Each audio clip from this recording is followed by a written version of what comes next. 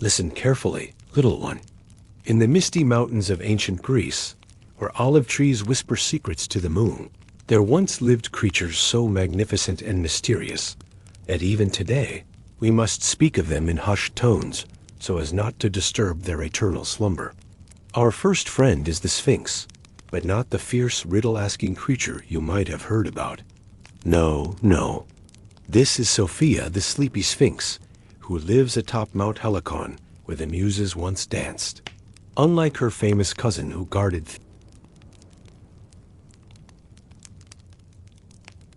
Thebes, Sophia spends her days curled up like an enormous cat. Her golden lion body stretched across warm marble stones, her beautiful woman's face peaceful in dreams, and her great eagle wings folded gently around her like the softest blanket. You see, Sophia discovered long ago that the most profound riddles aren't the ones that trick travelers, but the ones that come to us in dreams. Every night, as the silver moonlight bathes her marble perch, she dreams up the most wonderful puzzles, not to challenge or frighten, but to delight and inspire. In her dreams, she sees riddles made of starlight, questions woven from spider silk, and answers that taste like honey and smell like jasmine. The shepherds who tend their flocks on the lower slopes of Mount Helicon know about Sophia, though they've never seen her awake. Sometimes, on the stillest nights, when the wind holds its breath, they hear her gentle purring echoing down the mountainside, a sound so soothing that their sheep immediately fall into the most peaceful sleep, and their dreams are filled with fields of endless green grass and bubbling streams. Sophia's favorite time is just before dawn, when the world is caught between sleeping and waking. This is when she practices her most beautiful magic, dream weaving. With her delicate human hands, she gathers wisps of morning mist and threads them together with beams of early sunlight. These dream threads she then sprinkles over the villages below, ensuring that everyone who has been kind and gentle will have the sweetest dreams. The children of Greece especially benefit from Sophia's magic. When a little one has had a difficult day, or feels scared of the dark, or misses someone far away, Sophia's dream threads find them. The threads slip through bedroom windows like friendly ghosts and settle softly on sleeping eyelids, bringing dreams of flying through cotton candy clouds, playing with friendly dolphins in crystal clear seas, and discovering gardens where every flower sings a different lullaby. But Sophia wasn't always so peaceful.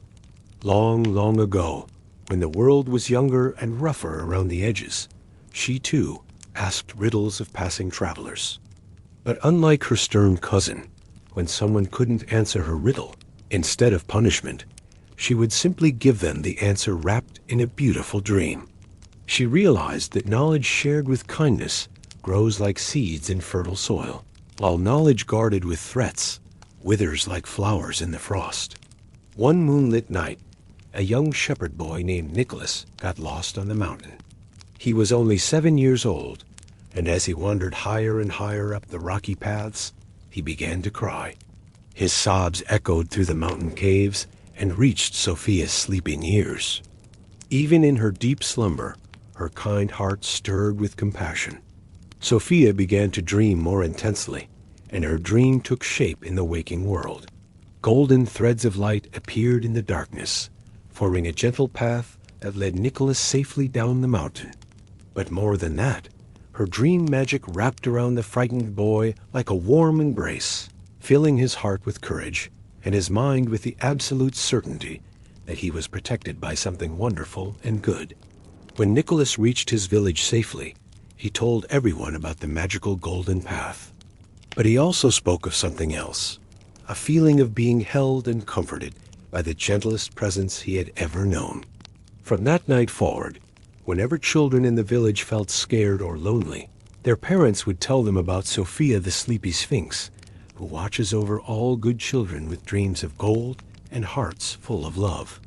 As the years passed, Sophia's reputation as a bringer of peaceful sleep spread throughout Greece. Mothers would sing lullabies about her, and fathers would tell bedtime stories of her kindness. Artists painted her image on pottery and carved her likeness in stone. always showing her with a serene smile and eyes gently closed in eternal, blissful sleep.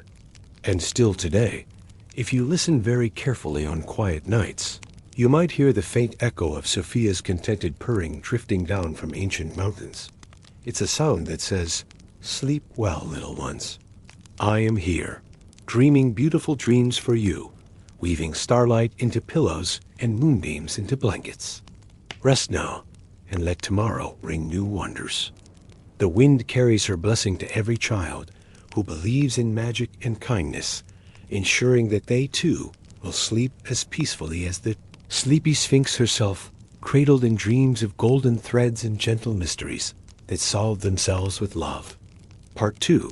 The Drowsy Dragon of Delphi, SSH. Our next sleepy friend lives in the sacred caves beneath the Oracle of Delphi, where ancient priestesses once breathed mysterious vapors and spoke prophecies. But Pythia, that's our dragon's name, isn't the fierce serpent of old legends. No, this Pythia is the drowsy dragon, a gentle giant who has been napping for centuries in the warm underground springs, occasionally opening one golden eye to check that all is well in the world above. Pythia is enormous, with scales that shimmer like deep green emeralds and amethysts. But these scales are always slightly misted with the warm, mineral-rich vapors that rise from the sacred springs. Her breath doesn't bring fire. Instead, it carries the sweet scent of laurel leaves and the soothing essence of chamomile. When she sighs in her sleep, which she does quite often, the sound is like a gentle wind rustling through a garden of herbs. Long ago, when the Oracle of Delphi was bustling with pilgrims seeking wisdom, Pythia served as the guardian of dreams and peaceful sleep. The priestesses knew of her presence and would sometimes whisper their most beautiful prayers down into the caves, knowing that Pythia would weave them into the dreams of troubled souls across Greece. The springs where Pythia sleeps are magical in their own right.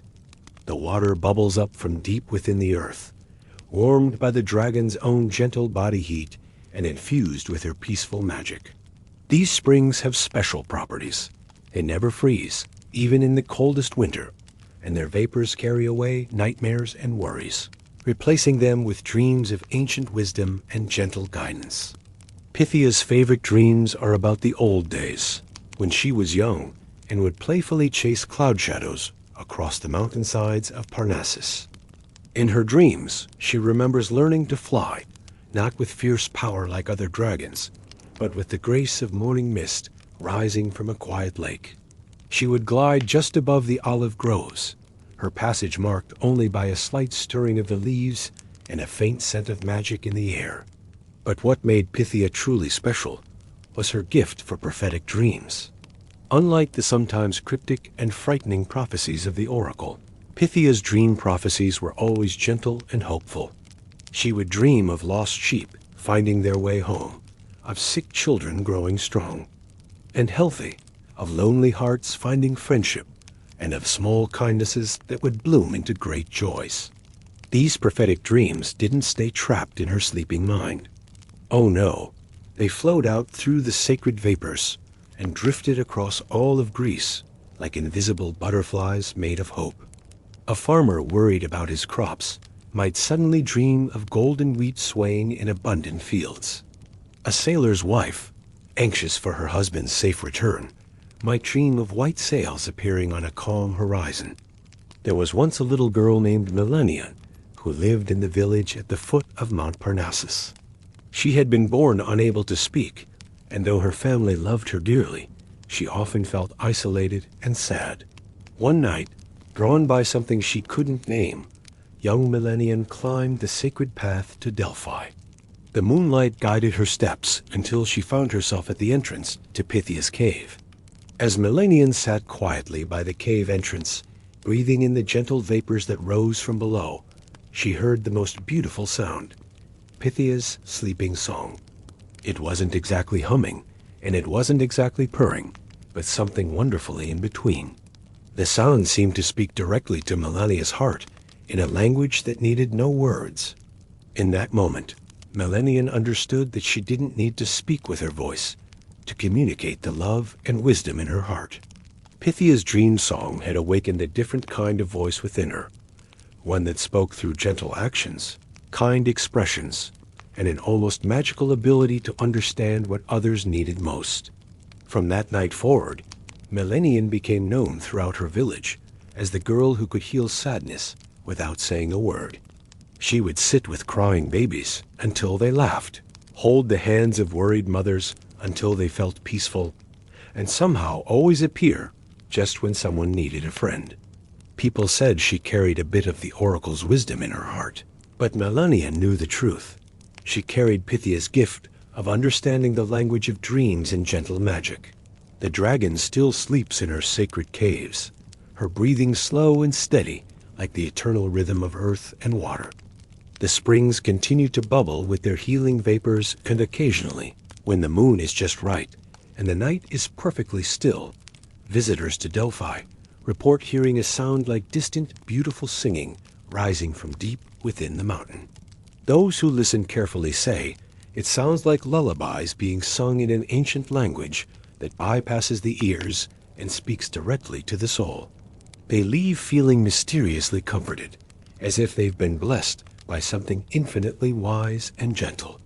And perhaps, in their dreams that night, they glimpse golden scales shimmering in sacred waters, and feel the presence of a guardian who watches over all sleep with prophetic love. Pythia's message drifts up with the eternal vapors. Rest in wisdom, dear ones. Tomorrow's troubles are often today's fears in disguise. Sleep peacefully, and let your dreams show you the golden threads that connect all hopeful hearts. Part 3. The gentle Cyclops of the moon whisper now, for our next friend lives in a crystal cave high on Mount Olympus, where the moon comes to rest during the day. His name is Artemis, named after the moon goddess who befriended him. And though he is a Cyclops with one great eye in the center of his forehead, this eye sees not with the harsh light of the sun, but with the soft silver glow of moonbeams. Artemis the Cyclops is as tall as 3 grown men, with arms like tree trunks and hands that could hold a whole family. But those enormous hands are as gentle as butterfly wings, and he uses them to craft the most delicate things: silver wind chimes that sing celestial lullabies, crystal prisms that paint rainbow dreams on cave walls, and tiny, star-shaped lanterns that glow with captured moonlight. His single eye is perhaps the most beautiful sight in all of Greece. It is as large as a dinner plate and swirls with colors like an opal, silver and blue and pale purple, with flecks of gold that twinkle like distant stars. When Artemis sleeps, his eye doesn't close completely. Instead, it dims to a soft, pearlescent glow that bathes his crystal cave in the gentlest light imaginable. Long ago, when the gods still walked openly among mortals, Artemis worked as a blacksmith alongside his fierce brothers who forged thunderbolts for Zeus. But Artemis was different. Where his brothers created weapons of war, he preferred to craft instruments of peace and beauty. His hammering was so gentle that it sounded like raindrops on rose petals, and the heat from his forge was no warmer than summer sunshine. The goddess Artemis discovered him one night when she was seeking a place to rest her silver chariot. She found the Cyclops in his cave, carefully polishing a collection of silver mirrors that he'd arranged to catch and reflect moonlight. She was so touched by his gentleness and his love of her moon as beauty that she blessed him with the ability to see dreams. From that night forward, Artemis the Cyclops became the guardian of peaceful sleep. His great eye could see into the dream realm, watching over all who slumbered beneath the moon's light. When children had nightmares, his gentle gaze would find them and transform the frightening images into something beautiful. Monsters became fluffy clouds. Dark forests became gardens full of glowing flowers, and scary sounds became lullabies sung by friendly spirits. Artemis spent his nights sitting at the entrance to his crystal cave, his great eyes slowly scanning the landscape below. Whenever he spotted the silver thread of a troubled dream, he would breathe gently, and his breath would carry moon dust down to the sleeping dreamer. This moon dust had magical properties. It turned tears into dewdrops, fear into wonder, and loneliness into the warm feeling of being held by someone who truly cared. There was a time when a terrible plague of nightmares swept across Greece. It began in Athens and spread outward like ripples on a pond, causing everyone to wake up screaming and afraid to go back to sleep. The people grew tired and irritable.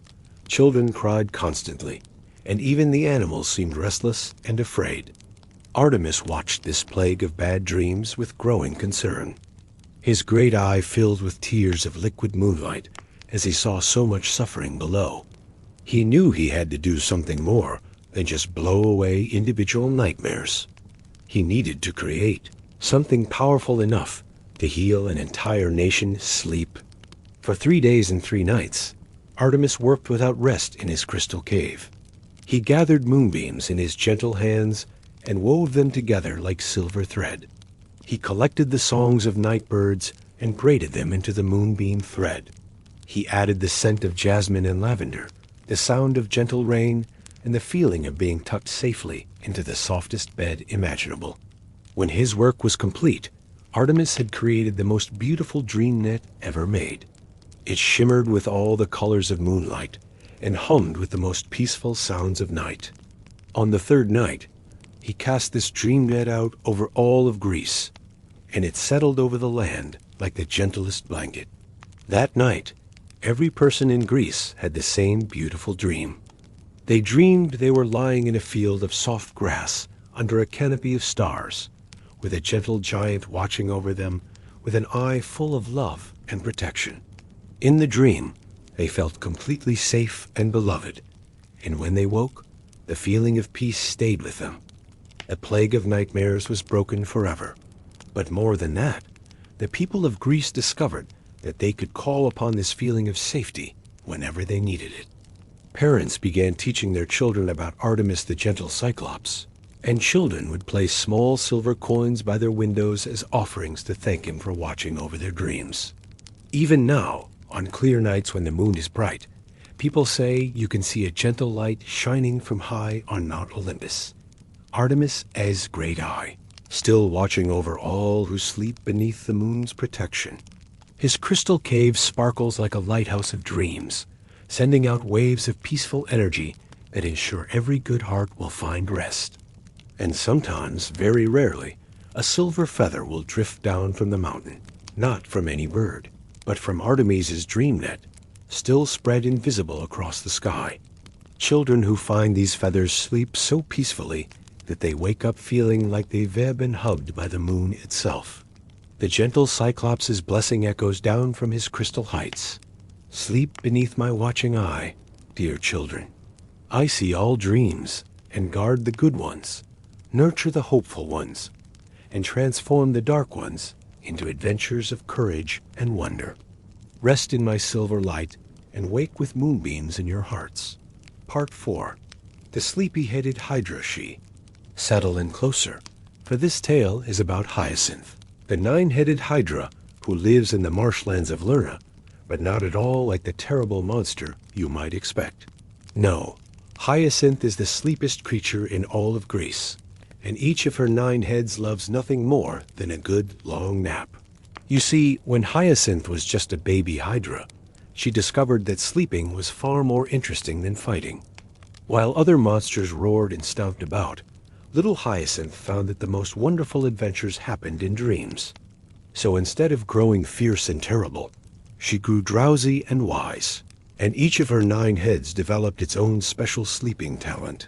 Her first head, Helena, dreams in colors, brilliant blues and soft pinks, and warm golden yellows that swirl together like paint in water. When Helena sleeps, these color dreams float up from the marshlands like soap bubbles, and wherever they pop, flowers bloom in the most unusual shades. The farmers who live near Lerna wait to find their fields dotted with purple wheat, silver roses, and corn that glows with gentle green light. The second head, Morphia, dreams in music. Her sleeping mind composes the most beautiful lullabies, melodies that sound like water trickling over smooth stones, harmonies that remind you of your mother's gentle humming, and rhythms as steady and comforting as a loved one's heartbeat. These musical dreams drift across the marshlands on the night breeze, and mothers throughout the region find themselves humming mysterious, beautiful songs to their babies without knowing where they learned them. Onera, the third head, specializes in story dreams. She dreams entire fairy tales, adventures of brave little mice who save kingdoms, tales of lonely trees who learn to dance with the wind, and stories of stars that come down to earth to play hide and seek with children. These story dreams slip into the minds of sleeping bards and storytellers, who wake with their heads full of the most wonderful tales to share. The fourth head, Nyx, dreams in textures and sensations. Her dreams feel like being wrapped in the softest silk, like floating on warm clouds, like being gently rocked in a boat on a perfectly calm lake. These comfort dreams find their way to anyone who is cold, sick, or sad, surrounding them with an invisible blanket of pure coziness. Hypnos, the fifth head, dreams of peaceful places, hidden gardens where time moves, slowly quiet libraries, filled with books that read themselves to you, and meadows where every blade of grass is exactly the right softness for lying down and watching clouds. These place dreams create actual pockets of peace in the world, small areas where even the busiest person suddenly feels the urge to sit down and simply breathe. The sixth head, Fantasia, dreams up friendly creatures, tiny dragons no bigger than hummingbirds who help lost things find their way home, wise old owls who whisper the answers to homework in children's ears, and gentle unicorns who visit only those who truly believe in magic. These creature dreams sometimes become real for brief moments, especially for children with the purest hearts. Kalma, the seventh head, dreams of solutions to problems. When someone goes to sleep worried about a difficult situation, Kalma's dreams seek them out and present the answer wrapped in symbols and gentle stories. A farmer worried about drought might dream of roots growing deep to find hidden water. A child afraid of the first day of school might dream of bridges made of friendship, connecting one side of fear to the other side of joy. The eighth head, Serenity, dreams of forgiveness and healing. Her dreams find their way to people who are angry or hurt, gently washing away bitterness like a warm, soft rain. These healing dreams help mended hearts remember how to love, help tired minds remember how to hope, and help stubborn spirits remember how to laugh. And finally, the ninth head, Harmony, dreams of connection. She dreams of invisible threads that link every living thing, golden cords that connect parents to children, across any distance silver strands that tie true friends together even when they quarrel, and rainbow bridges that help lonely souls find their kindred spirits. All nine heads sleep in shifts so that someone is always dreaming good dreams for the world. They nestle together in the soft mud of the marsh, their long necks intertwined like the braids of nine sisters. The water around them glows faintly with the light of their collective dreams, and the reeds whisper their secrets to the night wind. There was once a period of great sadness in Greece, when war had torn families apart and left communities broken and afraid. The people had forgotten how to trust each other, how to find joy in simple things, and how to believe that tomorrow could be better than today. Even the children played games of conflict instead of cooperation. Hyacinth sensed this great sadness in the dreams that came to her. They were gray and bitter and full of sharp edges. All nine of her heads held a conference, which was quite a sight, with nine serpentine necks curving toward each other in a circle, and they decided to combine their dream gifts into one great working of healing magic. For 9 nights, all 9 heads dreamed together, weaving their individual gifts into one enormous, beautiful dream that encompassed all of Greece. It was a dream of remembering the sweetness of honey, the sound of children's laughter, the feel of a friend's hand, the beauty of sunrise, and the deep peace that comes from knowing you are loved. On the 9th night, this great dream gift settled over the entire land like morning dew. Every person in Greece, from the smallest baby to the oldest grandmother, had the same dream that night. They dreamed of being part of a great, gentle family where everyone was cared for and valued.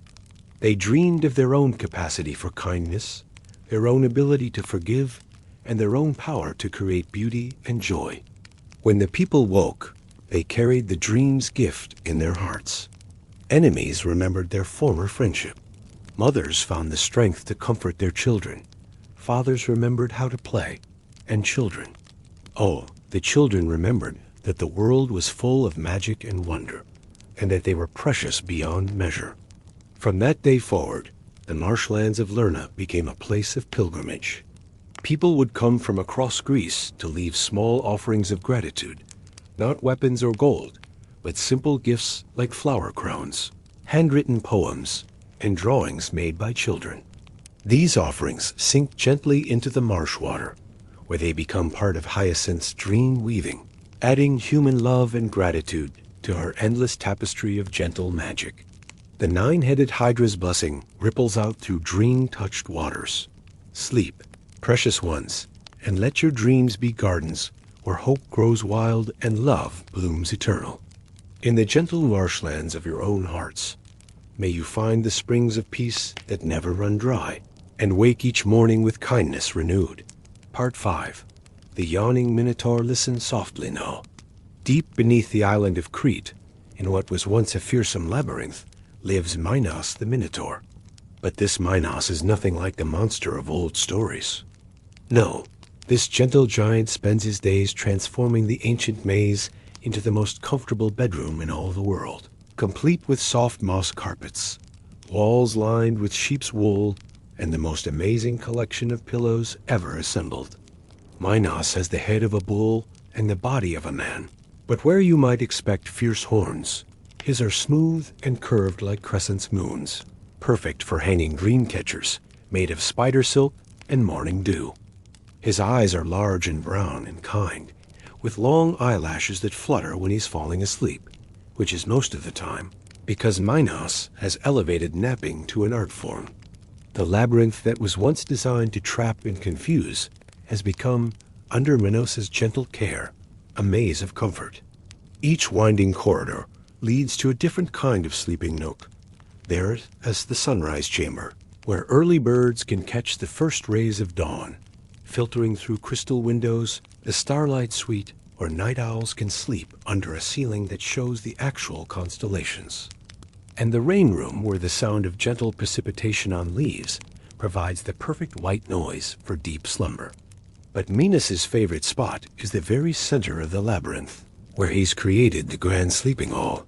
Here, he's gathered the softest materials from across the Mediterranean, silk from mulberry trees, down from the gentlest geese, cotton that grows white as clouds, and lamb's wool so fine it feels like sleeping on solidified moonbeams.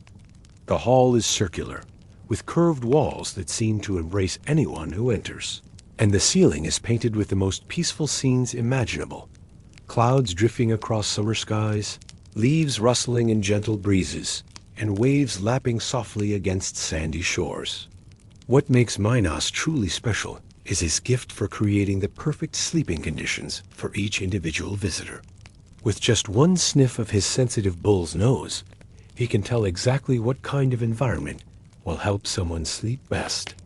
Some people need complete silence, so he guides them to the quiet quarters where even thoughts seem to whisper.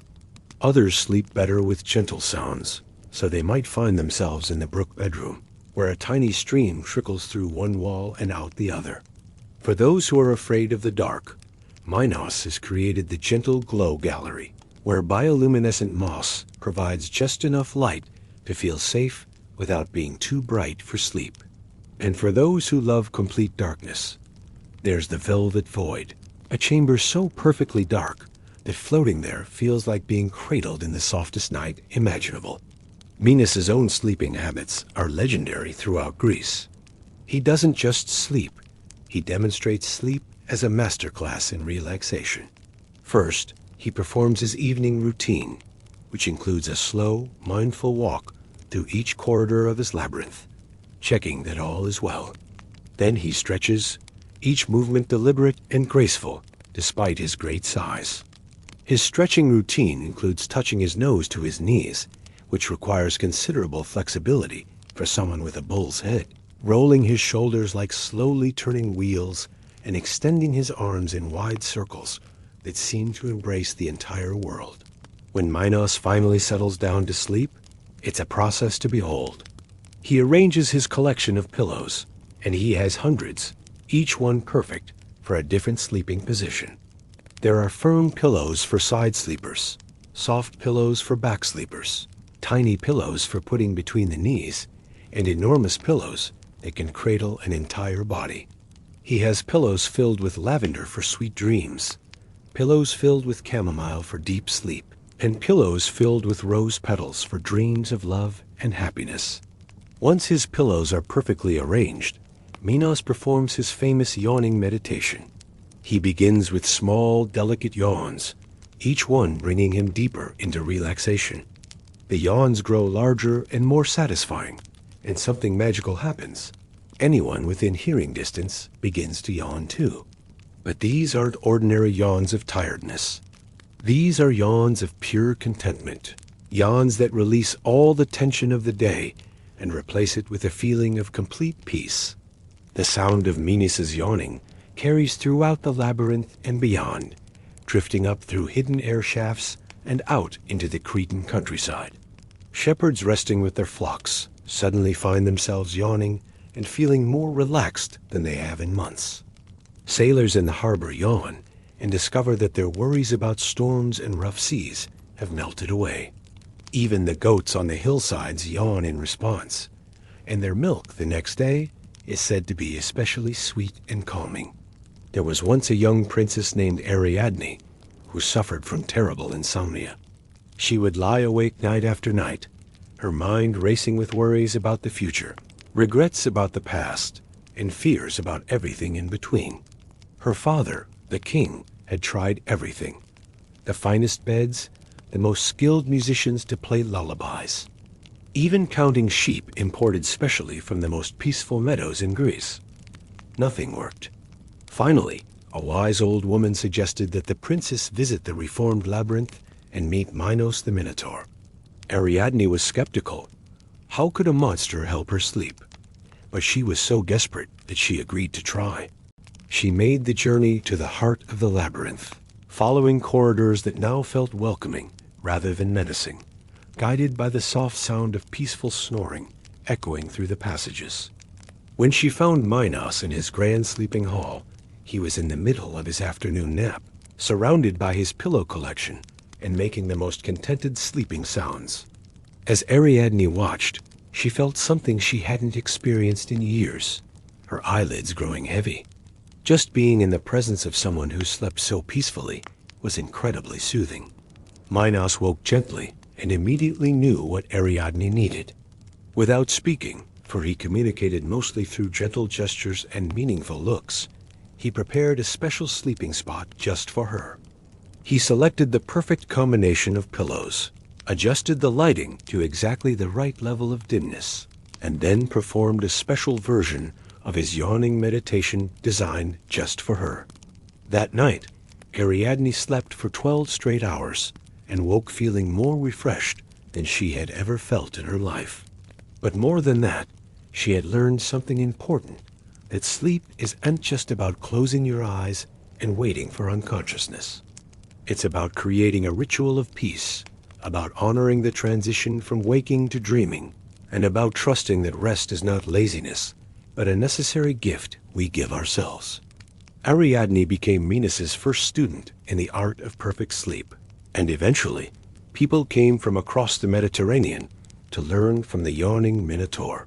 They left not just well-rested, but carrying with them the knowledge of how to create their own peaceful spaces and rituals of rest. The gentle Minotaur's blessing echoes through his comfortable corridors. In the labyrinth of life, may you always find the path to peaceful rest. Let your worries wind away through passages of letting go, and arrive always at the center where comfort waits. Sleep is not escape, but return to the quiet heart of who you truly are. Part 6. The drowsy phoenix whisper now of wings like sunset clouds... High atop Mount Vesuvius, in a nest woven from clouds and cinnamon bark, lives Phoenix the ever-sleepy. Unlike the legendary phoenix that burns and resurrects in violent flames, our phoenix has discovered that the gentlest fire, the warm, golden fire of peaceful sleep, holds far greater magic than destruction ever could. Phoenix is a magnificent bird, larger than an eagle but more graceful than a swan. Her feathers shimmer with all the colors of a perfect sunset, soft oranges melting into gentle pinks, warm golds fading to peaceful purples, with edges that catch the light like captured starbeams. But what makes Phoenix truly special is that she's always just a little bit sleepy, and this drowsiness radiates from her like the most comfortable warmth imaginable. Instead of burning to ash every few hundred years, Phoenix renews herself through sleep. Every evening at sunset, she settles into her cloud-soft nest and enters what she calls her renewal rest. During this magical sleep, her feathers grow brighter, her heart grows kinder, and her gift for bringing peaceful sleep to others grows stronger. She wakes each morning not reborn through fire, but refreshed through the gentle magic of perfect rest. Phoenix's nest is a wonder to behold. She has woven it from materials gathered during her flight dreams, clouds that she has convinced to hold their shape, cinnamon bark that releases soothing scents, silk from the most contented caterpillars, and down from geese who only molt when they're completely happy. The nest sits on a ledge that catches both the last rays of evening sun and the first gentle light of dawn, making it the perfect spot for someone whose life revolves around the peaceful transitions between day and night. Around her nest, Phoenix has created a garden of sleep-inducing plants. There are lavender bushes that bloom in impossible shades of purple, chamomile flowers as large as dinner plates, and jasmine vines that release their perfume only during the hour before midnight. She tends this garden not with her claws, but with gentle breaths of warm air that encourage each plant to grow in exactly the way that will produce the most soothing effects. Phoenix's gift to the world comes through her dawn songs, but these aren't the sharp, piercing calls you might expect from a great bird. Instead, Phoenix greets each morning with a series of gentle, melodic yawns that sound like wind chimes made of golden bells. These yawning songs carry on the morning breeze and find their way to anyone who had trouble sleeping the night before, instantly filling them with the refreshment they missed. Her evening routine is just as magical. As the sun begins to set, Phoenix performs her sunset settling, a graceful dance of slowly folding wings, gentle stretching of her elegant neck, and a series of increasingly sleepy chirps that seem to say, "It's time to rest now, dear world. Tomorrow will take care of itself." Anyone who witnesses this evening ritual finds themselves yawning and ready for their own peaceful night's sleep. But Phoenix's most remarkable gift is her dream feathers. Once a month, during the new moon when the night is darkest, Phoenix molts a single feather. But this isn't an ordinary feather. It's made of crystallized dreams, warm to the touch and shimmering with gentle light. These dream feathers have the power to give anyone the most perfect night's sleep they've ever experienced, filled with dreams so beautiful and peaceful that they wake feeling like they've been blessed by the gods themselves. Phoenix is very careful about who receives her dream feathers. She watches the world below with her sleepy golden eyes, looking for those who give comfort to others, the mothers who stay up all night with sick children, the shepherds who brave cold winds to protect their flocks, the lighthouse keepers who sacrifice their own rest to guide others safely home. To these generous souls, Phoenix sends her magical feathers on gentle night breezes. There was once a village nestled in the valley below Mount Vesuvius, where no one had slept well for months. It began when a group of bandits had attacked the village, and though they were driven off, they left behind something worse than any physical damage. They left behind fear. The villagers jumped at every sound. Parents couldn't rest for worry about their children's safety, and even the bravest among them found their nights filled with anxious thoughts and restless tossing. Phoenix watched this suffering from her mountain perch, her kind heart aching for the people below. She could see the gray threads of their worried dreams tangling together like storm clouds over the village. For 3 days, she pondered what she could do to help. This was too big a problem for just one dream feather, and too urgent to wait for her monthly molting. Finally, Phoenix decided to give a gift she had never given before. Instead of waiting for her feather to fall naturally, she chose to offer one freely, imbued with all her love and concern for the suffering villagers. With a gentle sigh that sounded like wind through wheat fields, Phoenix carefully plucked one of her most beautiful feathers, one that glowed with soft golden light and felt warm as summer sunshine. But instead of sending this feather to just one person, Phoenix did something magical. She breathed upon it with her special gift, and the feather dissolved into thousands of tiny sparkles of golden light, like the most gentle fireworks ever seen.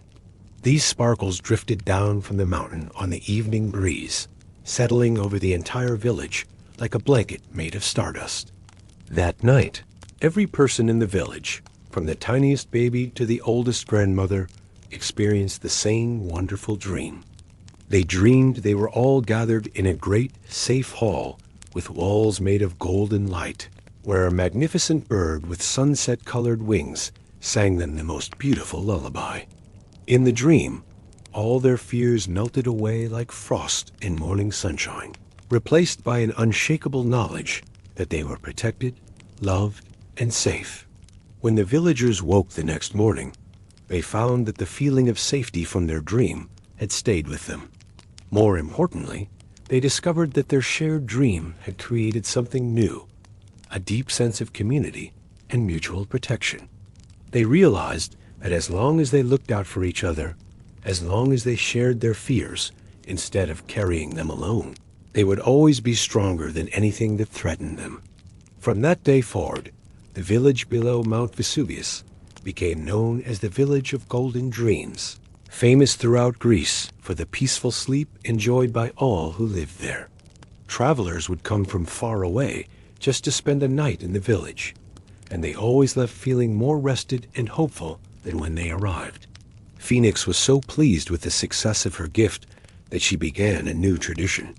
Every month, on the night of the new moon, she would perform what she called the blessing breath, a gentle exhalation that carried her gift of peaceful sleep to wherever it was most needed. Sometimes it would drift to ships at sea, calming the nightmares of homesick sailors. Sometimes it would find its way to battlefields, bringing healing sleep to wounded soldiers. And sometimes it would simply settle over a house where a child was having trouble sleeping, wrapping them in dreams of flying through sunset skies on the back of a friendly bird. Phoenix's own sleep became even more magical as she learned to share her gift more freely. Her renewal rest now renewed not just her own strength, but sent out ripples of peaceful energy that touched everyone who truly needed rest. Her dreams began to include visions of all the people she had helped, and she would wake each morning with her heart full of the joy that comes from knowing you've made the world a little bit better. The villagers below began leaving small offerings for Phoenix on their rooftops, not gold or precious stones, but simple gifts that showed their gratitude. Children would draw pictures of beautiful birds and leave them weighted down with smooth stones. Mothers would leave small bundles of lavender and chamomile.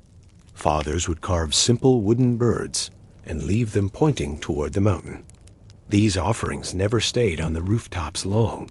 Each morning, the villagers would find them gone, but in their place would be a single, perfect feather. Not a dream feather, but an ordinary feather from Phoenix's wing, still warm with her blessing.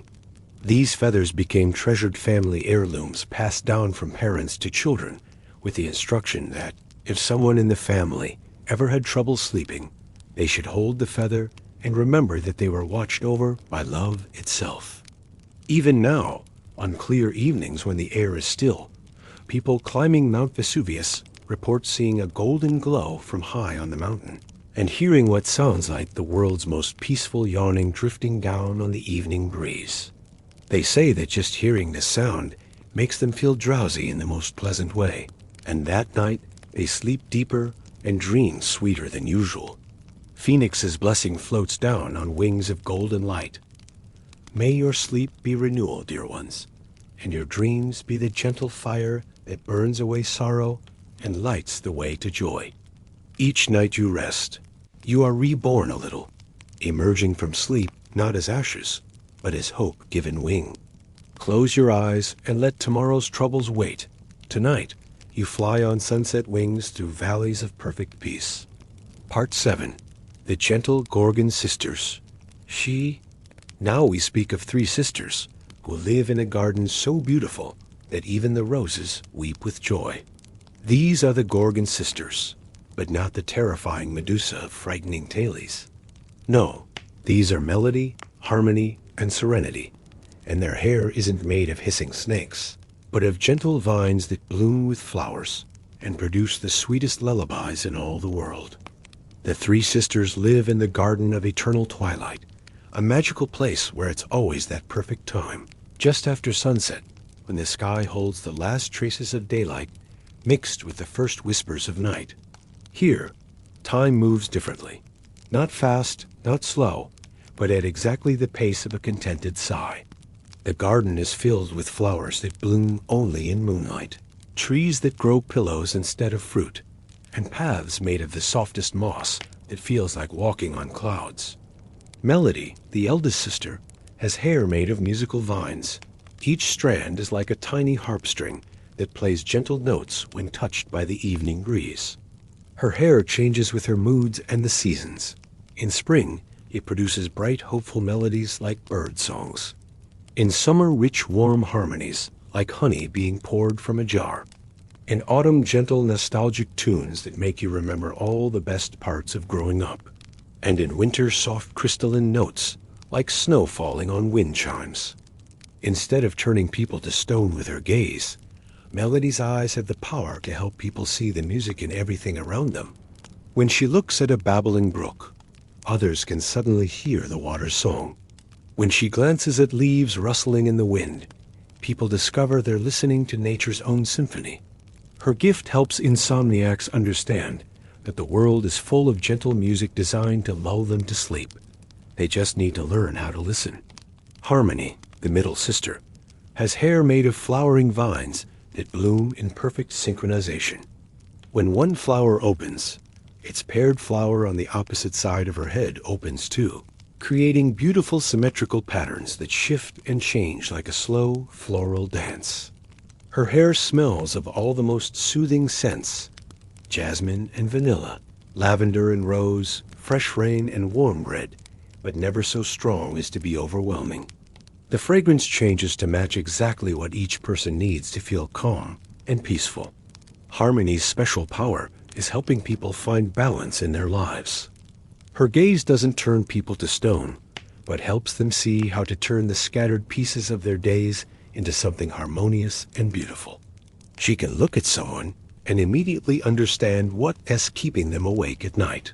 Too much worry, too much excitement, too much caffeine, or too little exercise, and her eyes seem to whisper gentle suggestions for bringing everything back into peaceful balance. Serenity, the youngest sister, has hair made of the most unusual vines of all. They grow tiny, glowing fruit that look like miniature moons and stars.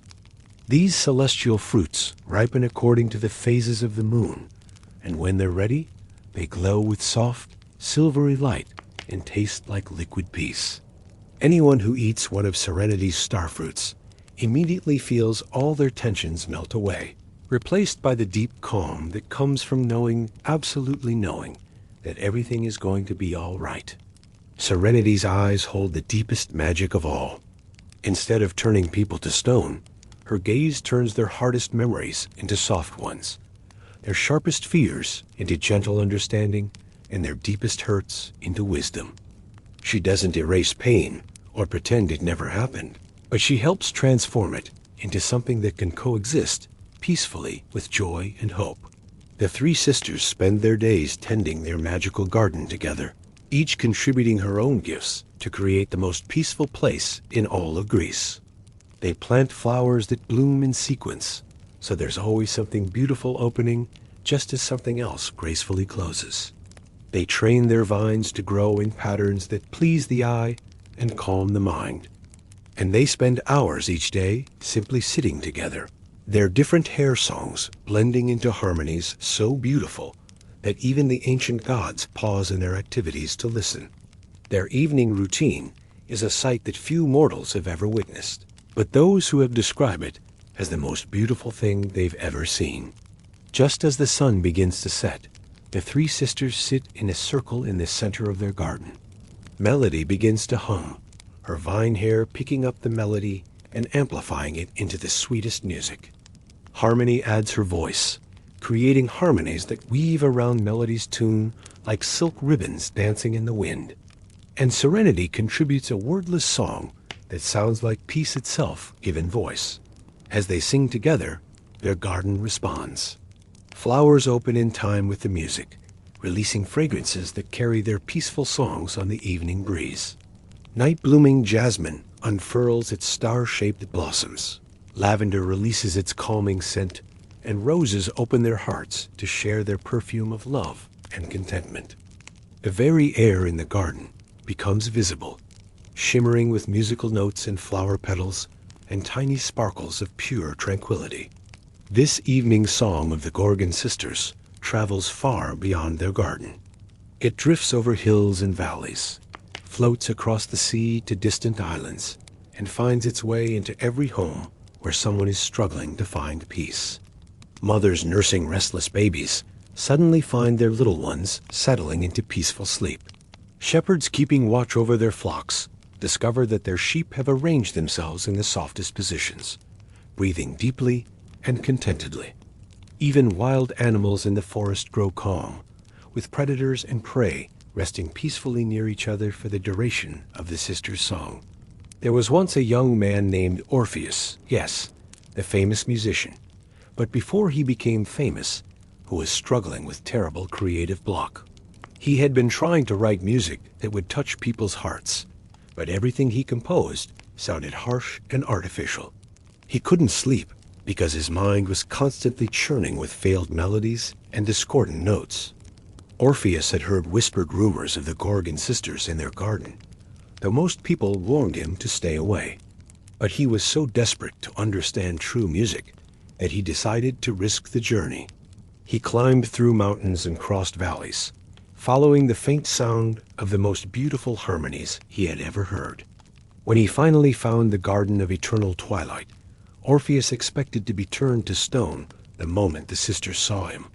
Instead, melody, harmony, and serenity welcomed him with gentle smiles. They could see immediately what he needed, not to be turned to stone, but to learn how to turn his stony, rigid approach to music into something flowing and alive. For 7 days, Orpheus stayed in the garden, learning from each sister. Melody taught him that the most beautiful music comes not from forcing notes together, but from listening to the music that already exists in the world and adding his voice to it. Harmony showed him how different melodies could support each other instead of competing, creating something more beautiful than any single tune could be alone. And serenity helped him understand that the most powerful music comes from a place of inner peace, not from anxiety or desperation to impress. On the 7th evening, as the sisters performed their daily song, Orpheus added his own voice for the first time. What emerged was music so beautiful that it made the flowers weep tears of joy, caused the wind to hold its breath in wonder, and brought every creature within miles to the edge of the garden to listen in peaceful reverence.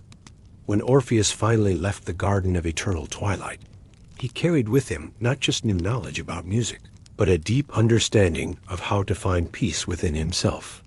His subsequent compositions became legendary throughout Greece, but more importantly, he never again had trouble sleeping.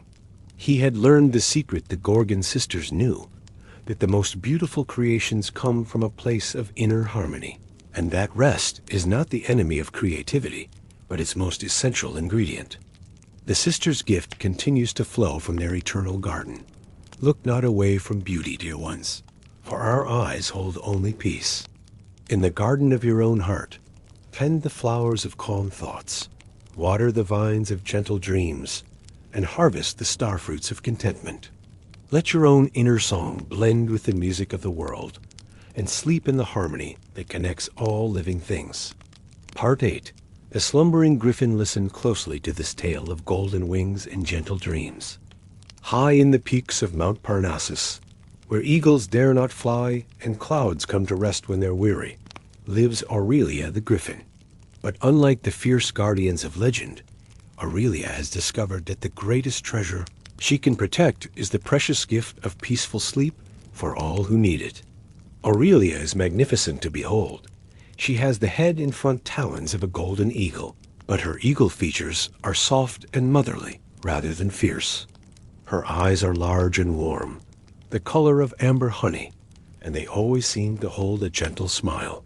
Her back half is that of a lioness, but her fur is the softest gold imaginable, like sunlight woven into silk, and her powerful muscles are always completely relaxed, giving her the appearance of a great cat who has just found the perfect sunny spot for an afternoon nap.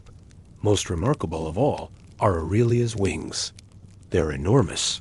When fully spread, they could cast a shadow over an entire village, but they re-feathered in colors that shift and change like the sky at different times of day. In the morning, her wings show soft blues and gentle pinks. During the day, they gleam with warm golds and sunny yellows. As evening approaches, they deepen to rich purples and peaceful indigos.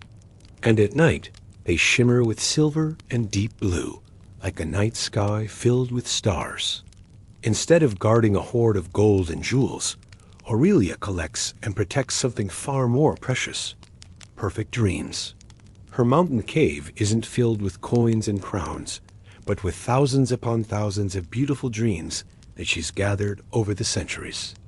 They hang from the cave ceiling like crystalline ornaments, each one glowing softly with its own inner light and containing a dream, so lovely that just looking at it makes you feel peaceful and content. The centaurs spend their days in what they call productive resting. This isn't lazy lounging, but a carefully planned series of different types of rest, each designed to benefit someone, somewhere in the world. In the morning, they practice peaceful grazing, moving slowly through their meadow and eating only the most calming herbs and grasses. As they chew these peaceful plants, their digestion creates a gentle rumbling, sound that travels through the earth and helps anyone suffering from stress-related stomach problems to feel more settled. Their midday activity is community napping, where the entire herd lies down together in a large circle, with their heads pointing toward the center. As they rest, their combined peaceful breathing creates a rhythm so soothing that it affects the heartbeats of everyone within a 50-mile radius, helping anxious hearts slow down and find their natural, peaceful rhythm. In the afternoon, they engage in dream sharing, lying close together, and allowing their individual dreams to blend and merge. Morpheus might dream of counting sheep. Luna might dream of sailing on moonbeams.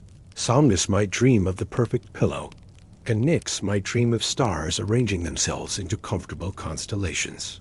These blended dreams create a pool of peaceful sleep energy that flows out from their meadow like invisible streams, reaching anyone who needs help falling asleep. But their most important activity happens in the evening, during what they call the bedtime gallop. Just as the first stars begin to appear, the herd gallops together around the perimeter of their meadow. But this isn't a wild, thundering gallop. It's a gentle, rhythmic trot that creates the sound of the most perfect white noise. The steady clip-clop of their hooves on the soft earth is so soothing that it carries for miles, and mothers throughout Greece have learned to time their children as bedtime to coincide with the centaur's evening ride. Each centaur in the herd has developed their own special bedtime ritual that they perform for the benefit of others. Morpheus spins his sheep staff while humming ancient counting songs, creating a hypnotic combination of sight and sound that helps cure even the most stubborn insomnia. Luna braids flowers into her long hair while singing wordless lullabies, and the braiding motion is so peaceful to watch that just thinking about it makes people feel drowsy. Somnus performs what he calls the perfect stretch sequence, a series of gentle movements that work out all the tension from a long day.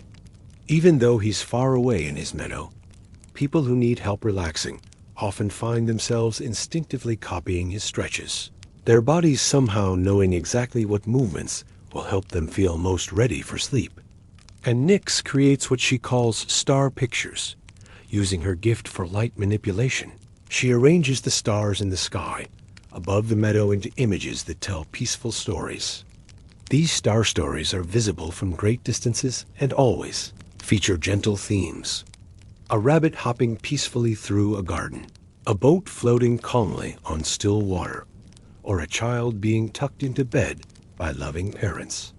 There was once a traveling merchant named Alexios who suffered from the worst case of insomnia in all of Greece. He hadn't slept for more than an hour at a time in over 3 years, and his condition was getting worse instead of better. He had tried every remedy known to medicine: warm milk, counting sheep, meditation, herbal teas, and even sleeping potions from the wisest healers. Nothing worked. Alexios had heard whispered rumors of the peaceful centaur herds, but he was skeptical. How could mythical creatures help him when human wisdom had failed? But his desperation finally overcame his skepticism, and he set out to find the legendary meadow. After days of searching, Alexios found himself on a hillside just as the sun was beginning to set. In the valley below, he saw the most beautiful sight: a meadow that seemed to glow with golden light, where 4 centaurs were beginning their evening gallop. Even from a distance, the rhythmic sound of their hooves was the most soothing thing he had ever heard. As Alexios watched, something magical happened. For the first time in 3 years, he yawned. It was a real, genuine yawn that came from deep inside him, and it felt like the most natural thing in the world. Without even thinking about it, he lay down on the grassy hillside, still watching the centaur's gentle gallop, and fell into the deepest, most restorative sleep of his adult life. When Alexios woke 12 hours later, he felt like a completely different person. His mind was clear, his body was refreshed, and most importantly, he understood something he had never understood before: that good sleep isn't something you force or manufacture, but something you allow and welcome. The centaurs had seen Alexios on the hillside and had deliberately extended their evening gallop, adding special elements just for him. Morpheus had spun his sheep staff in patterns specifically designed to calm overthinking minds. Luna had sung lullabies with melodies that addressed the particular type of anxiety that causes chronic insomnia. Somnus had included stretches that release the physical tension that often prevents deep sleep. And Nyx had arranged the stars to tell the story of a traveler finding the rest he had been seeking for years. Alexios stayed near the meadow for a week, learning from the centaurs how to create his own bedtime, rituals, and how to recognize what his body and mind needed for good sleep. When he finally continued his travels, he carried with him not just knowledge, but an actual physical gift: a small pillow stuffed with grass from the meadow of eternal afternoon, and sewn with thread made from Luna's sail hair. From that day forward, Alexios not only slept perfectly every night, but he became something of a sleep missionary, teaching other insomniacs the gentle techniques he had learned from the centaurs. He would tell them about the importance of regular bedtime routines, the value of physical relaxation, and most importantly, the need to approach sleep with patience and kindness toward themselves, rather than frustration and desperation. The meadow still glows with its golden light, and the centaurs still perform their evening gallop for anyone who needs help finding peaceful rest. Travelers passing through the hills of Thessaly often report that they sleep unusually well in that region, and mothers have noticed that their children's sleep improves dramatically whenever they tell bedtime stories about gentle centaurs who gallop through meadows of dreams. The centaur's blessing gallops across the countryside. Sleep comes not to those who chase it, but to those who prepare a peaceful place for it to rest. Like grass that grows slowly but surely, let your rest be patient and natural. In the meadow of your own heart, may you always find the soft place where dreams can graze peacefully and sleep can gallop free. Part 10. The yawning sirens hush now, and listen to the gentlest songs ever sung. On 3 small islands in the Ionian Sea, where the water is so clear you can see starfish sleeping on the sandy bottom, and the waves lap against the shores with the rhythm of a sleepy heartbeat, live the yawning sirens. But these aren't the dangerous sirens of ancient legends who lured sailors to their doom. Oh no, these are melody, harmony, and cadence, and their songs don't bring danger, but the most peaceful sleep imaginable. The 3 islands where they live are called the Sleepy Isles, and they're unlike any other place in the Mediterranean. The beaches are made of sand so fine and soft that it feels like silk between your toes, and it's always exactly the right temperature. Never too hot, never too cold, but perfectly warm and comfortable. The palm trees that grow on these islands don't bear coconuts, but soft, pillow-like fruits that make the most comfortable bedding when they fall to the ground. Melody, the eldest siren, has hair like flowing water that changes color with her moods.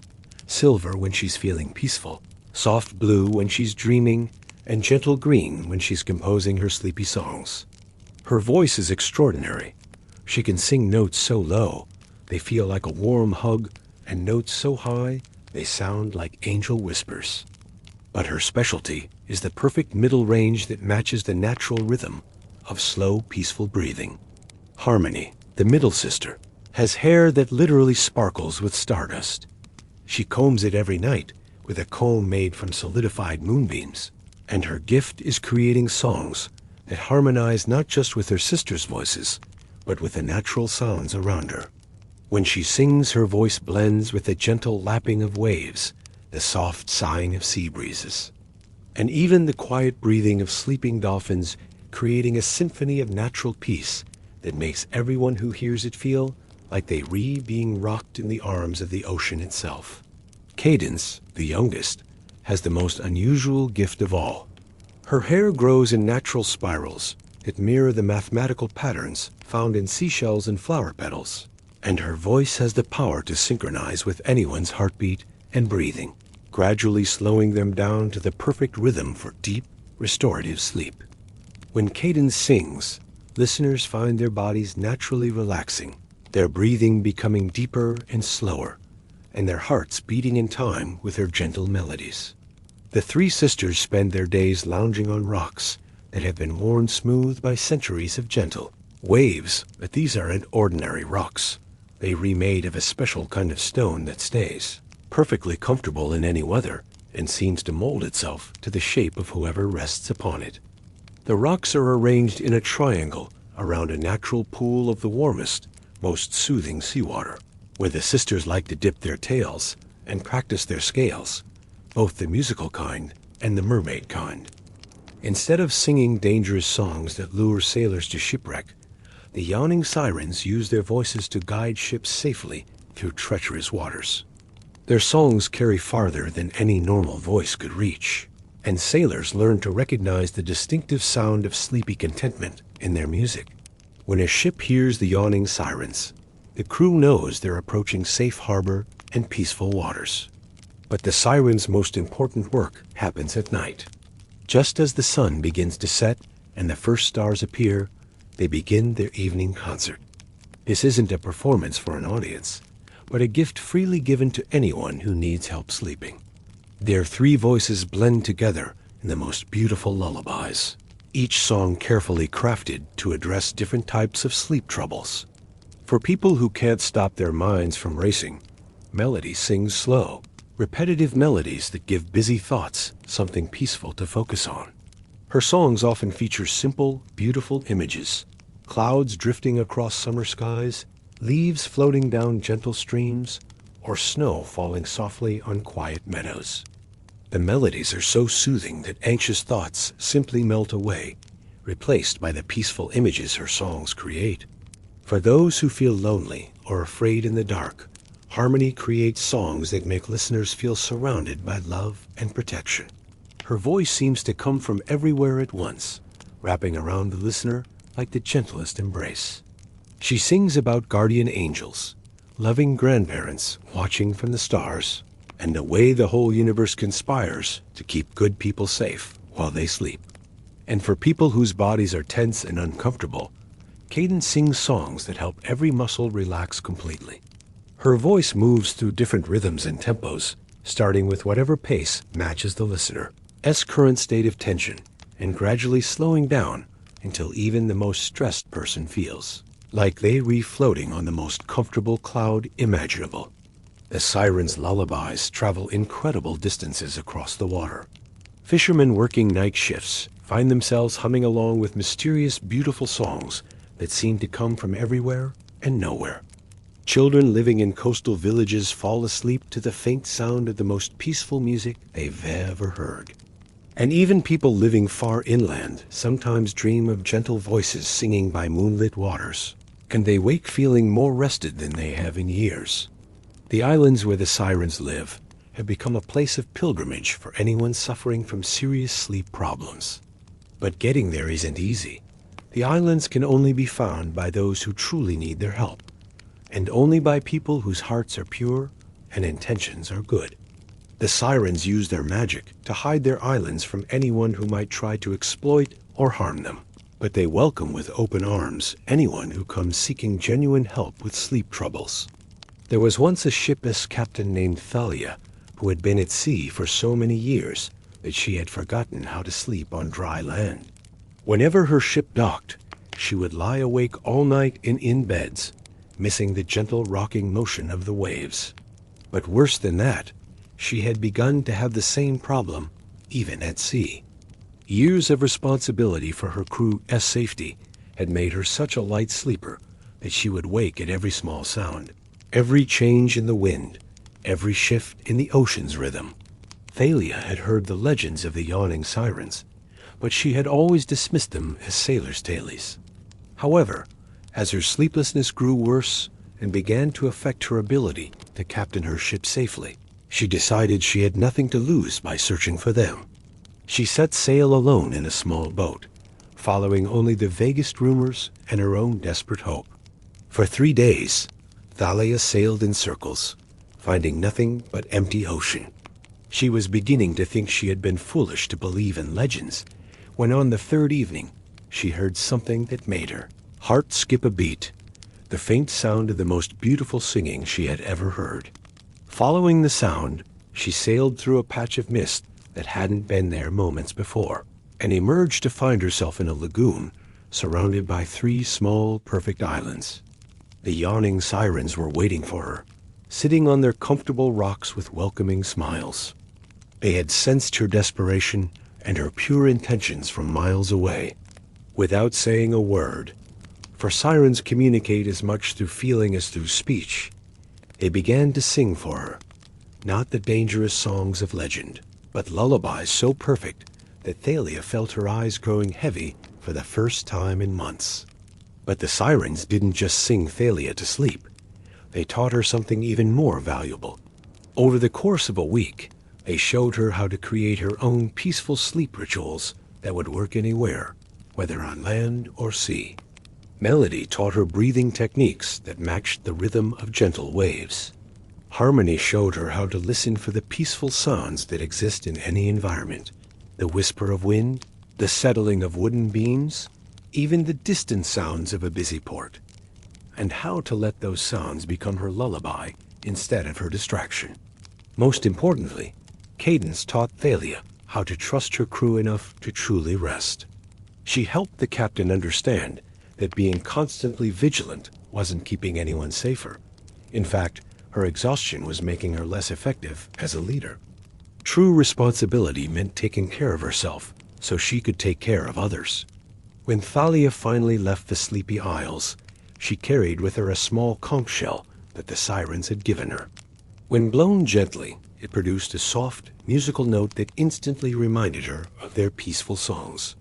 For the rest of her seafaring career, whenever sleep seemed elusive, Thalia would hold the shell to her ear and listen to the ocean's song, remembering the lesson the sirens had taught her about finding peace in the midst of responsibility. Word of Thalia's transformation spread throughout the maritime community, and soon other sea captains and sailors began seeking out the yawning sirens. Each visitor received exactly what they needed: Some learned new lullabies, others discovered breathing techniques, and still others found ways to release the worries and fears that were keeping them awake. The Sirens' Islands became known as a place of healing, where the ancient power of song was used not to deceive or destroy, but to comfort and restore.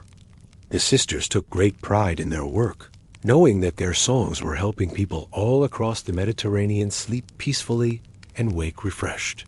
Even today, sailors in the Ionian Sea report hearing mysterious, beautiful singing on clear nights when the stars are bright and the water is calm.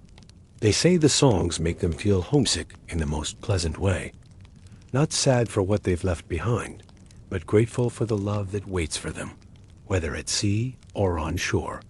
Children in coastal villages grow up with these distant lullabies as part of their bedtime routine, and they sleep more peacefully than children anywhere else in the world.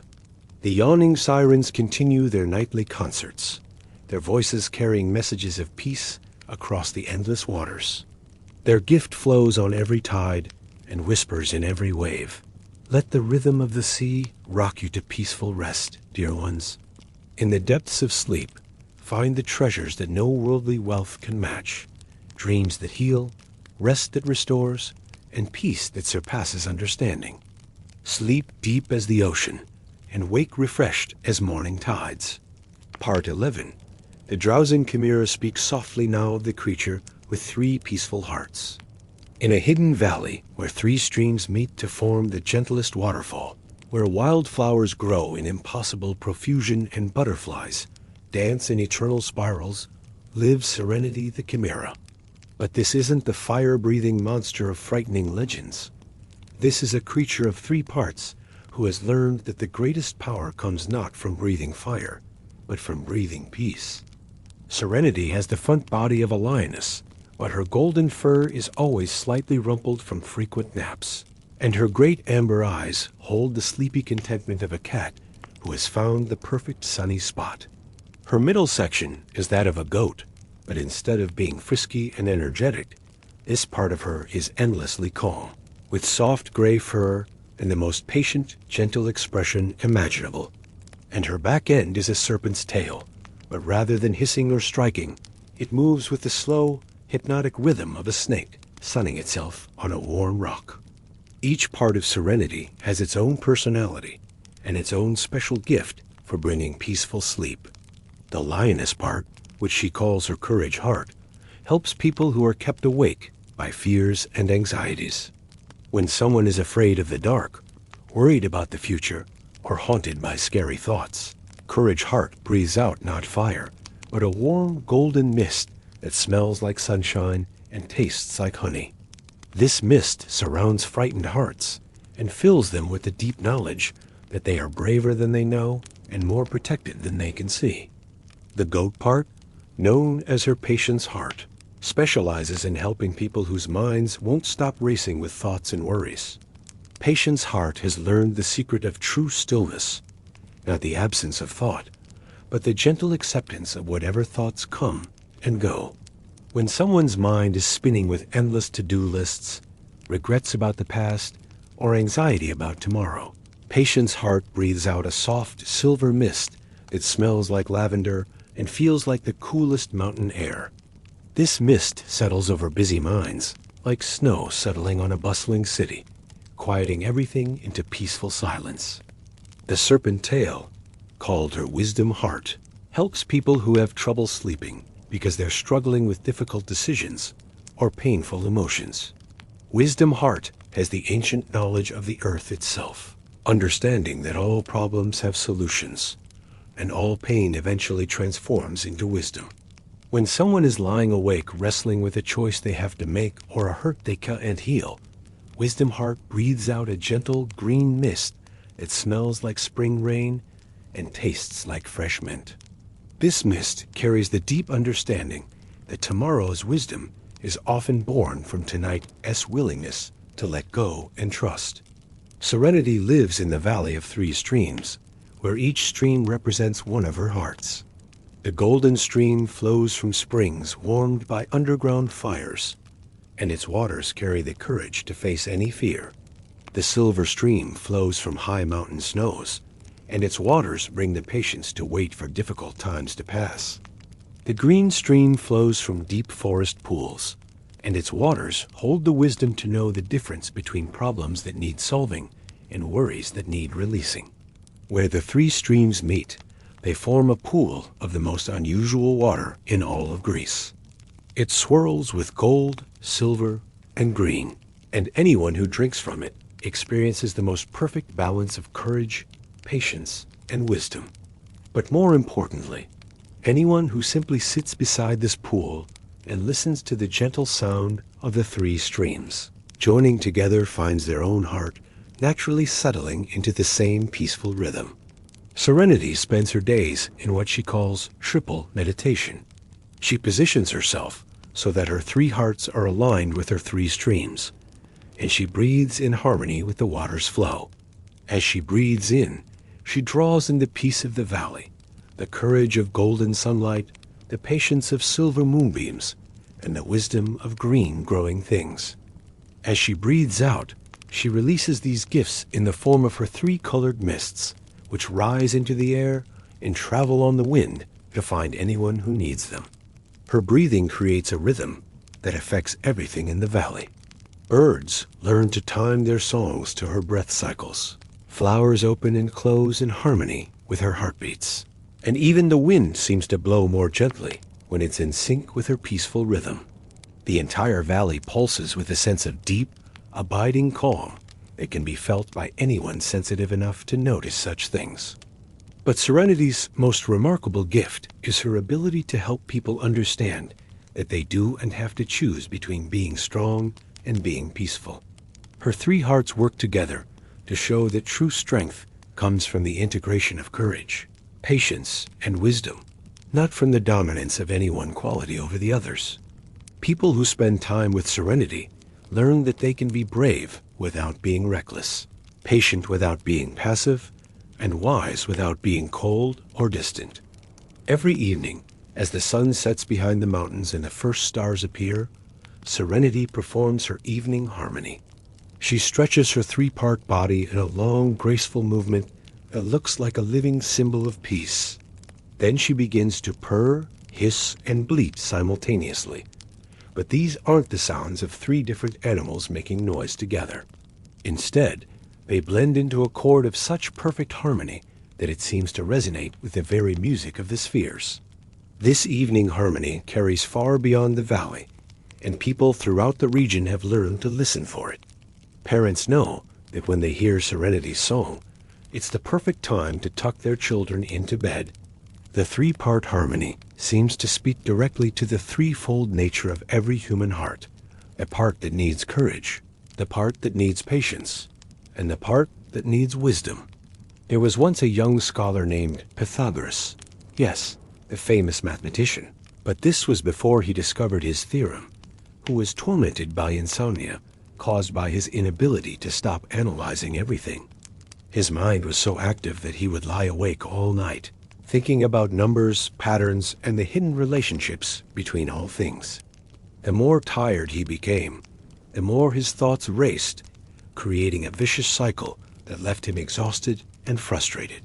Pythagoras had heard rumors of a three-hearted creature that lived in a hidden valley, and being a lover of mathematical harmony, he was intrigued by the idea of a being that represented the perfect balance of three qualities. He set out to find Serenity, following mathematical principles to calculate where three streams might meet in the mountains. When Pythagoras finally found the Valley of Three Streams, he was amazed to discover that everything in it followed perfect mathematical proportions. The streams met at angles that created the most harmonious sound. The flowers grew in patterns that matched the golden ratio, and even Serenity herself was proportioned according to mathematical principles that seemed to embody the very essence of balance and beauty. Serenity welcomed the young scholar with a gentle purr-hiss bleat that immediately made him feel more relaxed than he had in years. She could see that his problem wasn't too little intelligence, but too much. His brilliant mind had no off switch, no way to rest and restore itself. Over the course of several days, she taught him the secret that would later influence all his mathematical work. That true harmony comes not from constant activity, but from the perfect balance of activity and rest thinking and feeling analysis and acceptance. From her courage heart, Pythagoras learned that it takes bravery to stop thinking and trust in rest. From her patience heart, he learned that the mind's racing thoughts will eventually slow down if you do and fight them, but simply wait with gentle acceptance. And from her wisdom heart, he learned that the most profound insights often come not from thinking harder, but from creating space for understanding to arise naturally. When Pythagoras left the valley, he carried with him a small stone from each stream, one gold, one silver, one green. Whenever his mind began racing and preventing sleep, he would hold the 3 stones and remember Serenity's lesson about the harmony of 3. This practice not only cured his insomnia, but also led to his later discoveries about the mathematical relationships underlying all harmony, whether in music, in nature, or in the peaceful rhythm of a well-rested heart. The story of Pythagoras' healing spread throughout the scholarly community, and soon other philosophers, mathematicians, and deep thinkers began seeking out the Valley of 3 Streams. Each visitor learned something slightly different, but all came away with a deeper understanding of how to balance their intellectual gifts with the need for rest and restoration. Serenity continues to breathe her 3-fold peace into the world, her colored mists carrying the gifts of courage, patience, and wisdom to anyone who needs them. The valley remains a place of perfect harmony, where the mathematical principles underlying all peace can be felt as well as understood. The Chimera's blessing flows on 3 streams of grace. In the valley of your own heart, dear ones, may 3 streams of peace converge: the courage to face your fears, the patience to accept what cannot be changed, and the wisdom to know the difference. Sleep in the harmony that comes when all parts of yourself are at peace, and wake with the integrated strength that flows from hearts united in love. Part 12. The sleepy harpies listen gently to the tale of winds that carry dreams. High in the cloudy peaks of the Aegean mountains, where the air is so thin that only the purest thoughts can survive, and the silence is so complete that you can hear your own heartbeat, live the 3 harpy sisters. But these aren't the shrieking, storm-bringing creatures of ancient tales. These are Zephyr, Breeze, and Whisper, the sleepy harpies who have dedicated their lives to carrying peaceful dreams on gentle winds to anyone who needs them. The 3 sisters are beautiful beyond description, with the upper bodies of graceful women and the lower bodies and wings of the most elegant birds. But where the harpies of legend had sharp talons and fierce expressions, these sisters have soft, downy feathers that look like they're made of spun silver and cloud silk, and their faces hold the serene expression of those who have found perfect contentment in helping others. Zephyr, the eldest, has wings like those of a great swan, but instead of pure white, her feathers shift through all the gentle colors of sunset, soft pinks, warm golds, and peaceful purples. Her gift is carrying away the harsh winds of worry and anxiety, replacing them with the gentlest breezes that whisper reassurance and comfort. When Zephyr flies over a town where people are troubled by stress or fear, her wings create air currents so soothing that even the most anxious hearts begin to calm. Breeze, the middle sister, has wings like those of a dove, colored in the softest grays and blues of early morning sky. Her specialty is creating the perfect sleeping weather. She can bring just enough coolness to make heavy blankets comfortable, just enough warmth to prevent chills, and just the right amount of gentle air movement to create the most pleasant sleeping conditions imaginable.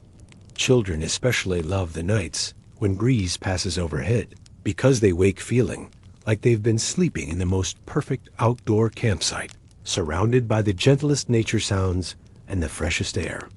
Whisper, the youngest, has wings like those of a nightingale, dark and iridescent, covered with feathers so fine they seem to be made of shadows and starlight. Her gift is the most subtle and perhaps most important of all. She carries away the small, persistent worries that prevent deep sleep. While her sisters deal with big winds and obvious weather Whisper handles, the tiny drafts of anxiety that slip through cracks in even the most peaceful hearts, the nagging feeling that you've forgotten something important, the small worry about tomorrow's responsibilities, the faint echo of an argument from earlier in the day. The three sisters live in the nest of gentle winds, a structure they've built themselves from materials that capture and hold peaceful breezes. The nest is woven from clouds that have been convinced to hold their shape, reinforced with branches from trees that only grow where the air is perfectly calm, and lined with feathers freely given by birds who have experienced the most restful sleep. The nest sits atop the highest peak in their mountain range, where it can catch winds from every direction and transform them into carriers of peace. From their lofty perch, the Harpy sisters can see troubles approaching from great distances.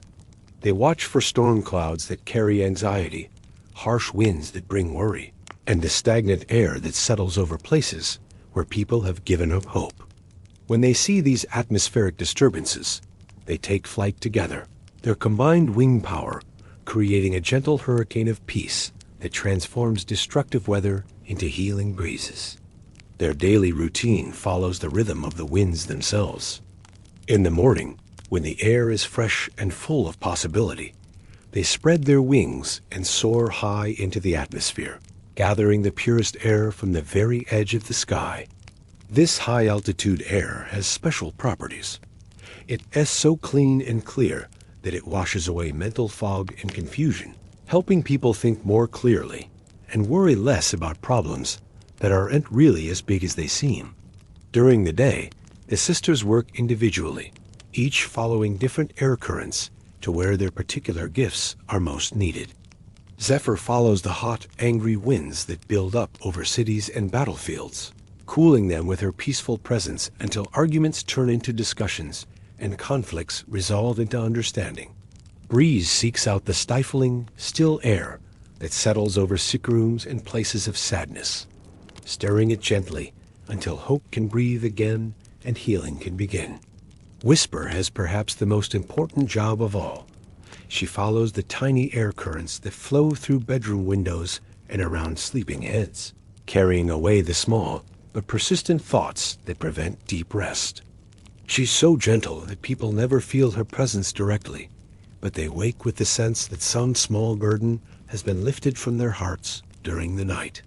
In the evening, all three sisters come together for their most important work, the bedtime wind symphony.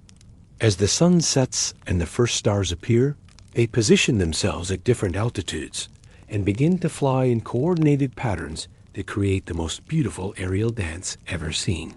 Their wings beat in different rhythms. Zephyr with slow, powerful strokes that create deep bass notes in the wind, Breeze with medium-paced beats that provide harmony, and Whisper with quick, delicate movements that add the highest, sweetest notes to their wind song. This aerial symphony creates air currents that carry the most perfect lullabies across the entire region. The wind itself becomes music, flowing through trees and around buildings to create nature's own bedtime concert. Parents learn to open their windows during the sisters' evening flight, and children fall asleep to the sound of the gentlest wind chimes and the softest rustling of leaves, all orchestrated by the sleepy harpy's wing beats. But the sisters' most remarkable gift is their ability to carry specific dreams to specific people who need them. Each night, they receive what they call dream requests, not spoken prayers, but the deep, wordless wishes of hearts that long for particular kinds of peace. A lonely grandmother might unknowingly send out a wish to dream of her grandchildren visiting. A worried father might unconsciously request a dream where he sees his family safe and happy. A sick child might yearn for dreams of running and playing in perfect health. The Harpy sisters have learned to read these unspoken wishes in the subtle currents of the air around people's homes. They can tell from the way the wind moves around a house what kind of dreams the people inside most need. Then, using their mastery of air currents, they carry exactly the right dream to exactly the right person, delivering it as gently as morning dew settling on flower petals. There was once a terrible drought that lasted for 3 years. during which no rain fell anywhere in Greece. But worse than the lack of water was the lack of hope. People had begun to believe that the gods had abandoned them, and this despair created a kind of spiritual drought that was even more destructive than the physical one. The air itself seemed dead and heavy, carrying only the weight of collective sadness and fear. The sleepy harpies watched this growing despair with increasing concern. They could see that the physical drought was causing an emotional and spiritual drought that threatened to destroy the very soul of Greece. The air had become so heavy with sadness that their usual gentle breezes couldn't penetrate it, and people had stopped sleeping well because their hearts were too heavy with worry. The three sisters realized they needed to do something unprecedented. They needed to create a wind so powerful and so filled with hope that it could break through the spiritual drought and remind people that better times would come. For 7 days and 7 nights, they flew without rest, gathering air from the highest reaches of the sky, from places so pure and clear that despair had never touched them.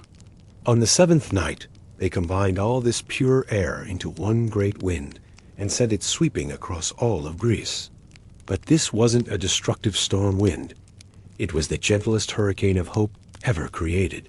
As it passed over each city and village, it carried away the heavy, stagnant air of despair and replaced it with breezes so fresh and clean that people immediately felt their hearts lifting. That night, everyone in Greece had dreams of rain.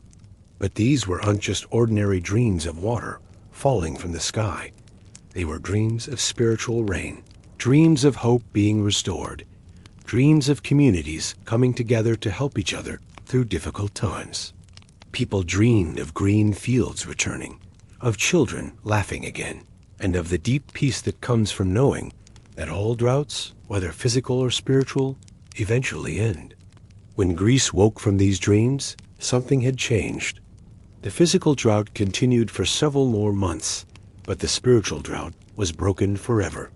People began working together more cooperatively, sharing resources and supporting each other with renewed love and compassion. And when the rains finally did return, they found communities that were stronger and more united than they had been before the drought began. From that day forward, the sleepy harpies became known as the bringers of hope's wind.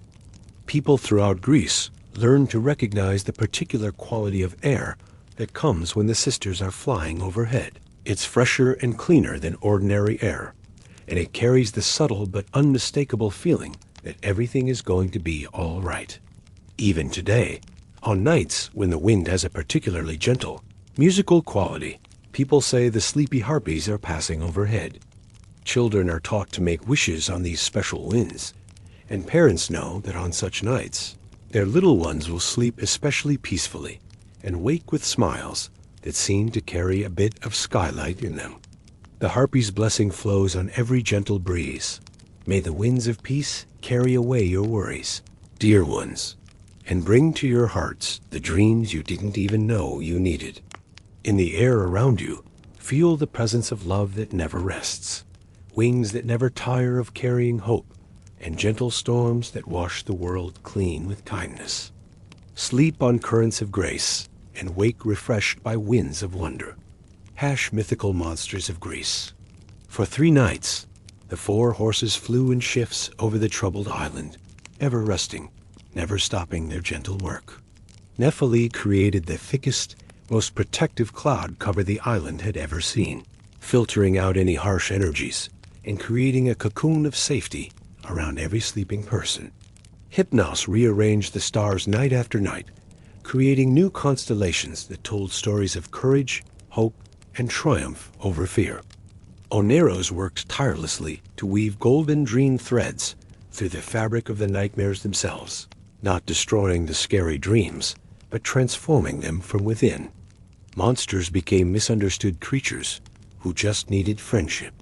Dark forests became mysterious, but safe places full of helpful animals. Falling dreams became dreams of flying to safety on gentle wings. And little Morpheus, despite his size, carried the heaviest burden of all. He focused his healing light on the children of the island, knowing that if the youngest hearts could find peace, their calm would spread to their parents and grandparents. Night after night, he poured all his strength into creating dreams where children were the heroes of their own stories, brave, loved, and capable of transforming any fear into an adventure. On the fourth morning, something miraculous happened. The first person to wake, a little girl named Iris, woke not with the usual scream of terror, but with laughter. She had dreamed that she was riding a beautiful silver horse through clouds made of the softest cotton, and in her dream, all the scary monsters had turned into friendly animals who wanted to play with her. One by one, the rest of the islanders woke with similar experiences. The nightmares hadn't disappeared entirely, but they had been transformed into dreams of overcoming challenges, finding inner strength, and discovering that even scary things could become beautiful with the right perspective. More importantly, people woke feeling rested and refreshed instead of terrified and exhausted. The transformation was so complete that the island became known as the Isle of Peaceful Dreams, and people from across the Mediterranean would come there whenever they were troubled by sleep problems. They found that just spending a few nights under the island sky, where the Pegasus herd had worked their transformation, magic was enough to reset their own sleep patterns and teach them how to turn their own bad dreams into adventures. The Pegasus horses were so moved by the success of their dream transformation flight that they made it a regular part of their work. Once each month during the new moon, when the sky is darkest and nightmares are strongest, they perform their aerial dance over different parts of the world always, seeking out places where fear has taken hold and dreams have turned dark. Their gift has spread far beyond Greece. Sailors report seeing gentle lights dancing across the sky during difficult voyages, and they always sleep better on nights when the dream horses are visible. Children throughout the Mediterranean have learned to wish on moving stars, knowing that the Pegasus herd might grant their wish for peaceful dreams. The cloud meadow where the horses live has become a symbol of hope for anyone who struggles with sleep. Though no earthbound creature can visit their aerial home, people find comfort in knowing that somewhere above the clouds, gentle horses are always flying, always watching, always ready to bring peace to troubled sleep. The Pegasus herd has also inspired a tradition among parents, the flying horse lullaby, a gentle song that mimics the rhythm of wings beating slowly through peaceful skies.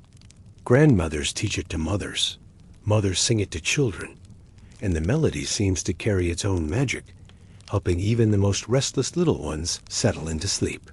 Their influence extends to healing as well. Doctors and healers have noticed that patients sleep more peacefully on nights when the aurora-like effects of sleep storms are visible in the sky. The gentle lights seem to accelerate the body's natural healing processes, and people recovering from illness often report dreams of flying that leave them feeling stronger and more hopeful. Even the earth itself seems more peaceful in areas where the Pegasus herd flies regularly. Plants grow more serenely, animals rest more contentedly, and there's a general sense of calm that affects everyone and everything in the region. People describe it as feeling like the very air has been blessed by something infinitely gentle and loving. The herd's work continues night after night, year after year, century after century. They never tire, never grow discouraged, never stop believing that every heart deserves peaceful rest. Their dedication has become legendary among all the mythical creatures of Greece, and they're often called upon by other gentle monsters when particularly difficult sleep problems arise. Modern astronomers, though they don't know the true source, have documented unusual aurora activity in the Mediterranean region that doesn't match normal magnetic patterns. These lights appear more frequently during times of social stress or widespread anxiety, as if the sky itself is responding to human need for comfort and peace. The Pegasus horses continue their eternal flight, their hooves touching only clouds, their hearts touching every soul that yearns for peaceful rest. They've learned that the greatest magic isn't in flashy displays of power, but in the quiet, patient work of bringing comfort to one heart at a time, one dream at a time, one peaceful night at a time. Their blessing gallops across the sky on wings of starlight. Sleep, beloved ones, under the protection of hooves that never tire and wings that never fail. In the meadows of your dreams, may you find the freedom to fly beyond all earthly troubles, to soar on currents of hope, and to rest in pastures of perfect peace. When you wake, may you carry with you the memory of sky-touched serenity and the knowledge that you are watched over by love that never sleeps. Part 14. The gentle Cyclops village speak in the softest whispers now. Hidden in a valley so secret that it can only be found by those who truly believe in kindness, lies the village of gentle Cyclopes. This isn't the home of fierce, one-eyed giants from frightening tales, but a community of the most peaceful, sleep-loving creatures in all of Greece. Each Cyclops in the village has one large, beautiful eye in the center of their forehead, but these eyes see only goodness, dream only of peace, and shed tears of pure starlight whenever they witness suffering. The village is built entirely from materials that promote peaceful sleep. The houses are constructed from stones that have been sung to by nightingales for 100 years, making them naturally soothing to be near. The roofs are thatched with grass that grows only under full moons, giving them the power to filter moonlight into the gentlest, most sleep-inducing glow. The doors are made from wood taken from trees that have stood so still for so long they've well learned the secret of perfect tranquility. In the center of the village stands the Great Sleep Temple, a magnificent structure with walls made entirely of crystallized dreams. During the day, these crystal walls are perfectly clear, but as evening approaches, they begin to glow with soft, swirling colors, the same colors that appear behind your eyelids when you're drifting off to sleep. The temple's single spire reaches high into the sky, topped with the largest pillow ever made, stuffed with clouds and sewn with threads of captured lullabies. The village is home to 12 Cyclops families, each with their own special gift for promoting peaceful sleep. There's the Moonweaver family, whose members can actually weave moonbeams into the softest blankets imaginable. The Dreamcatcher clan specializes in creating the most beautiful dream catchers from spider silk and morning dew, each one designed to catch only the sweetest dreams and let nightmares pass harmlessly through. The Star Whisper family has learned to communicate with stars, asking them to shine in patterns that naturally induce sleep. The Cloud Shaper Cyclopes can convince clouds to form into any shape needed, perfect pillows for tired travelers, gentle canopies for outdoor sleepers, or even soft staircases for those who dream of climbing to the sky. Most remarkable of all is the Lullaby family, whose members have voices so gentle and soothing that they can sing a raging storm to sleep, calm the most restless ocean, and bring peace to the angriest heart. Their songs aren't just heard with the ears, but felt with the soul, and anyone who listens to a lullaby Cyclops sing immediately feels surrounded by the same love and safety they felt as a small child being tucked into bed by loving parents. The daily life of the gentle Cyclops village revolves entirely around the rhythm of healthy sleep. They wake naturally with the sunrise, never needing loud alarms or jarring sounds. Their breakfast consists of foods that promote alertness without anxiety. Honey from bees that only visit the most peaceful flowers, bread made from grain that grows in the calmest meadows, and tea brewed from herbs that balance energy with tranquility. During the day, each Cyclops family works on their particular specialty, but always at a pace that maintains their peaceful state of mind. The Moonweavers gather moonbeams in special silver nets during the day, storing them for their evening weaving sessions. The Dreamcatchers search for spider webs that have been blessed by morning dew and rainbow light. The Star Whispers spend their afternoons learning new star songs by listening to the subtle music of the spheres. But the most important part of their daily routine is the communal afternoon nap. At exactly the same time each day, every Cyclops in the village lies down for what they call the Harmony Rest. They arrange themselves in a large circle in the village square, with their heads pointing toward the center and their single eyes gently closed. As they breathe together in perfect synchronization, their combined peaceful energy creates a wave of tranquility that spreads out from the village in all directions. This daily harmony rest has effects that reach far beyond the village boundaries. Farmers working in fields within 50 miles find themselves naturally taking breaks at the same time each day, sitting under trees and feeling mysteriously refreshed. Children in distant towns suddenly feel the urge to curl up with their favorite stuffed animals for a few minutes of quiet rest.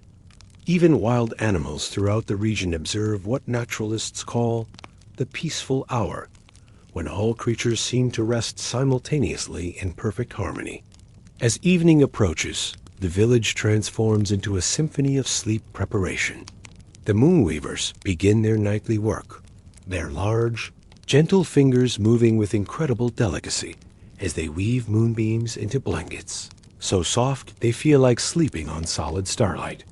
The dream catchers hang their daily creations in windows and doorways, where they catch the last rays of sunlight and transform them into gentle dreams for the coming night. The star whispers position themselves at various points around the village and begin their evening concert with the stars, singing in voices so soft they can barely be heard, but so pure that the stars themselves seem to shine more gently in response. And the Cloudshaper family works with the evening mist, guiding it into formations that will provide the perfect humidity and air circulation for the deepest, most restorative sleep. But the most beautiful part of the evening routine belongs to the Lullaby family. As the first stars appear and the last light fades from the western sky, they gather in the great sleep temple and begin their nightly song. This isn't a performance, but a gift freely given to the entire world. A lullaby so perfect and peaceful that it carries on the night wind to reach anyone who needs help falling asleep. Their combined voices create harmonies that seem to resonate with the very heartbeat of the earth itself. The melody is simple enough for a child to remember, but profound enough to bring peace to the most troubled adult heart. The words, when there are words, speak of safety, love, acceptance, and the deep rest that comes from knowing you are exactly where you belong. This nightly song has become legendary throughout Greece and beyond. Sailors navigating by the stars report hearing faint, beautiful singing that helps them feel less lonely during long night watches. Shepherds guarding their flocks recognize the distant melody and know that their sheep will rest peacefully through the night. Parents have learned to time their children's bedtime to coincide with the beginning of the nightly song, and children who fall asleep to its distant strains always wake more refreshed and happy. There was once a great war that threatened to engulf all of Greece, with armies marching from every direction toward a terrible battle that would have destroyed countless lives. The night before the battle was to begin, soldiers on both sides lay sleepless in their camps, their hearts full of fear and their minds racing with thoughts of death and destruction. The gentle Cyclopes, though they lived far from the battlefield, could sense the mass anxiety and fear emanating from the opposing armies. Their single eyes, which see not just physical things, but the emotional and spiritual state of the world, filled with tears of liquid starlight as they witnessed so much collective suffering. The village council met in emergency session and decided to attempt something that had never been tried before. A sleep blessing so powerful that it would reach across hundreds of miles and bring peace to every heart touched by the coming conflict. They knew such an effort might drain their strength for years to come, but they couldn't bear the thought of all those young men lying awake in terror. Every Cyclops in the village contributed to this great working. The Moonweavers created a blanket so large it could cover both armies, woven from moonbeams collected over decades. The Dremcatchers created a net of such fine beauty that it could catch and transform the nightmares of thousands of soldiers simultaneously. The Star Whispers called upon every star in the sky to shine with peaceful light, and the Cloudshaper family created a gentle mist that would carry the village's blessing across the vast distance to the battlefield. But it was the Lullaby family who made the greatest sacrifice. They sang their nightly song with such power and love that their voices could be heard not just across Greece, but in the realm of dreams itself. They sang until their voices grew hoarse, then continued singing in whispers, then kept singing even when no sound emerged from their lips, pouring all their life force into a lullaby that could heal a nation's fear. That night, every soldier in both armies experienced the same miraculous thing. They fell into the deepest, most peaceful sleep they had ever known.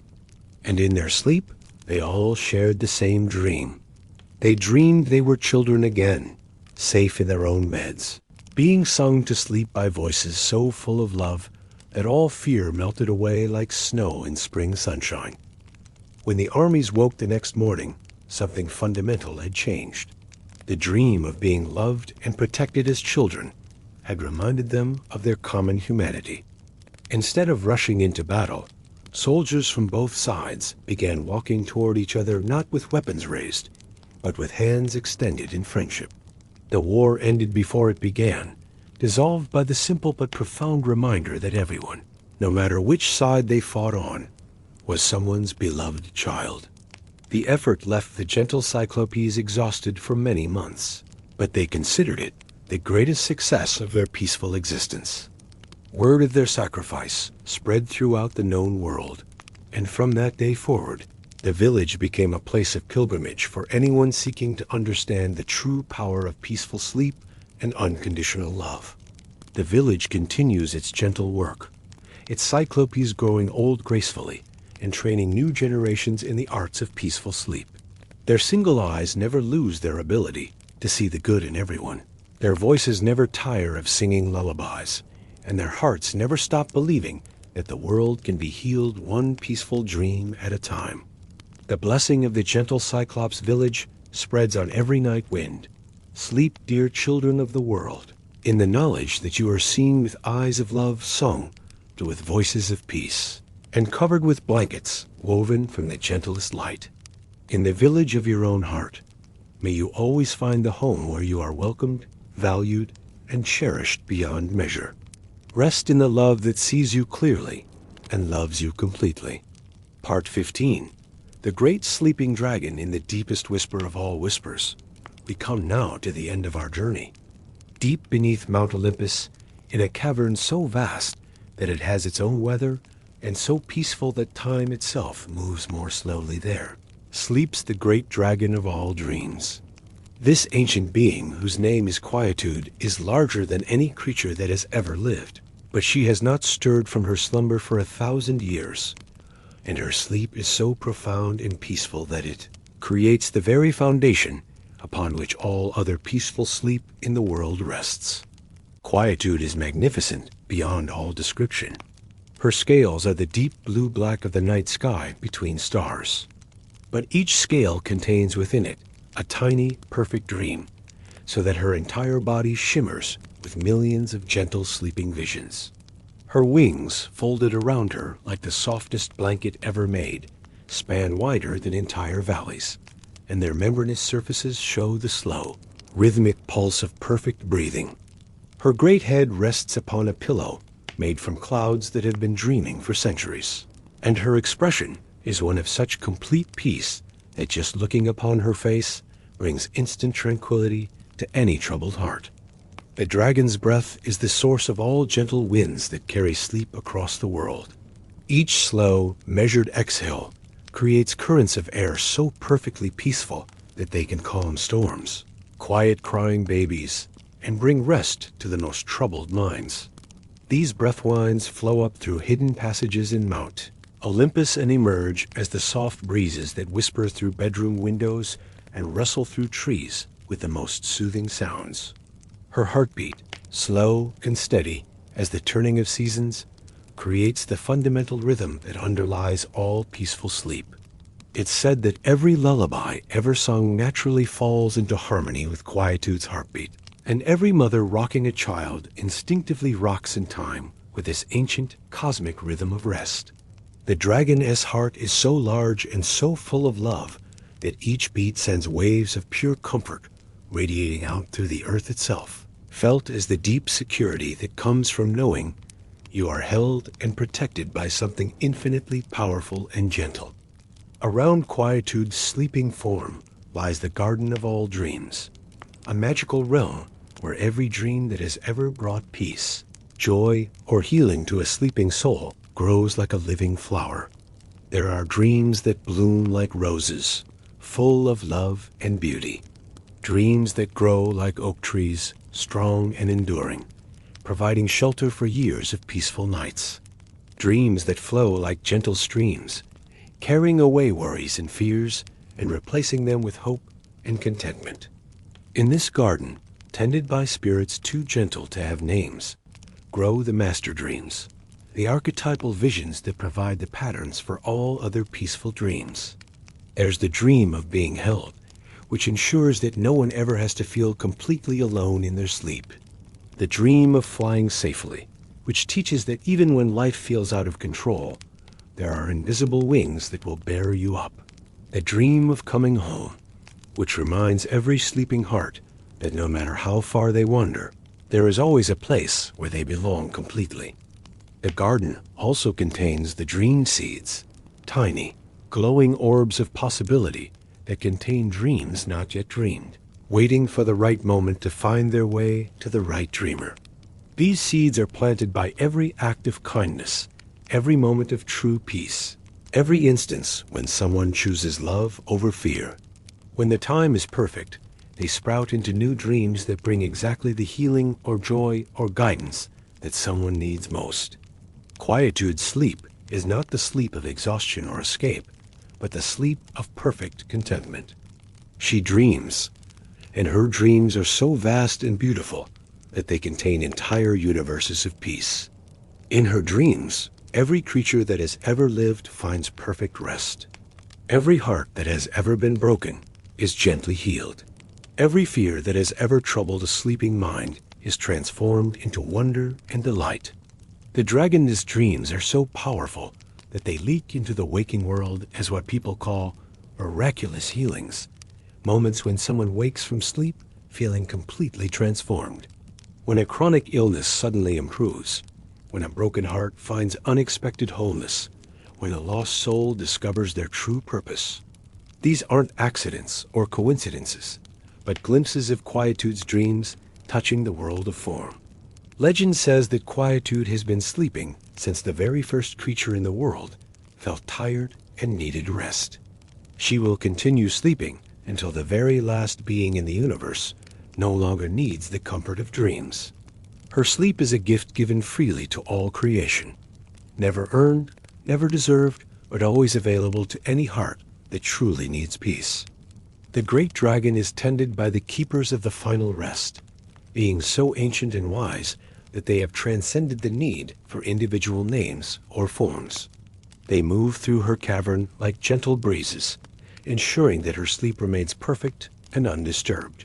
They gather the dreams that overflow from her unconscious mind and weave them into the fabric of night itself, ensuring that every darkness holds the promise of peaceful rest. These keepers also serve as the guardians of sleep's deepest mysteries. They understand that sleep is not just the absence of waking, but a sacred state where the soul remembers its true nature.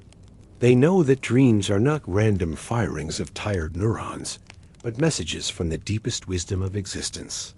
And they preserve the knowledge that peaceful sleep is not a luxury or a convenience, but a fundamental need of every conscious being, as necessary as air, as vital as love, as sacred as prayer.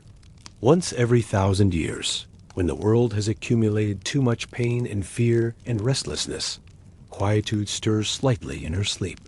Her great eye opens just a crack, and from it flows a single tear of liquid starlight. This tear contains all the accumulated peace of her 1,000 years of dreaming, and when it touches the earth, it creates what mortals experience as the most peaceful night in living memory. On such nights, every being on earth, human and animal, plant and stone, experiences perfect rest. Babies sleep through the night without crying. Children wake without nightmares. Adults find that their minds quiet naturally and their bodies relax completely. Even the trees seem to rest more deeply, and the rivers flow more quietly, and the wind whispers more gently through the grass. These nights of perfect peace come as pure gift, never predicted or planned, but always arriving exactly when the world needs them most. They remind all creation that beneath all the noise and struggle and difficulty of existence lies an ocean of infinite peace, deeper than all trouble, more enduring than all fear, more powerful than all the forces that disturb sleep and dreams. The story is told that one day, when all beings have learned to live in perfect harmony, and no creature anywhere needs healing or comfort or rest from pain, quietude will finally wake. On that day she will rise from her ancient bed and stretch her mighty wings, and the rush of wind from her movement will carry every dream that has ever been dreamed up into the sky, where they will become new stars in a constellation called eternal peace. But until that distant day, she sleeps on, her breathing the rhythm of all rest, her heartbeat the pulse of all peace, her dreams the source of all healing sleep. She is the mother of all lullabies, the grandmother of all gentle thoughts, the ancient friend who ensures that no matter how difficult the day has been, night always offers the possibility of perfect rest. And now, dear one, as our journey through the gentle monsters of Greece comes to its end, know that you carry within your own heart a small spark of quietude's infinite peace. Every time you sleep peacefully, you add to the great reservoir of rest that she maintains for all the world. Every gentle dream you dream becomes part of her eternal garden. Every moment of true tranquility you experience strengthens the foundation of peace that supports all creation. The great dragon's final blessing whispers through every bedtime story ever told. Sleep, beloved child of earth and stars, in the knowledge that your rest is held within a peace too vast for understanding and too deep for disturbance. In the cavern of your own heart lives a smaller dragon of your own peace, breathing gently, dreaming sweetly, keeping watch over the tender part of you that needs to rest and heal and grow in safety. May you always find your way to that inner sanctuary, and may your sleep always be as peaceful as starlight on still water, as gentle as love itself, as eternal as the dreams that dream us all. And so, in the softest whisper of all, we end where all peaceful stories must end, in the gentle darkness where dreams begin, in the quiet place where all tired hearts find rest, in the eternal sleep that heals all things and loves all beings and keeps. Watch over the world with eyes of infinite tenderness. Sleep well, dear one. Sleep deeply. Sleep in peace. The end. Whisper of hooves that barely touch the clouds, ... In a meadow that exists not on any earthly mountain, but floating gently among the softest cumulus clouds, lives a herd of the most peaceful Pegasus horses ever to grace the sky. These aren't the wild, fierce-flying steeds of heroic legends, but the dream carriers, gentle-winged horses who have dedicated their eternal flight to bringing peaceful sleep to the earth below. The herd is led by Nephele, whose name means cloud, and whose coat is the exact color of dawn mist, not quite white, not quite gray, but something luminous and soft that seems to glow with its own inner light. Her mane and tail flow like liquid starlight, always moving as if touched by the gentlest celestial breeze, and her wings span so wide they could shelter a whole family beneath their feathered embrace. But most remarkable of all are her eyes. They're the deep, peaceful blue of the sky, just before dawn, and they hold the infinite patience of someone who has learned that the most important journeys are made at the slowest, gentlest pace. With Nephele fly her companions.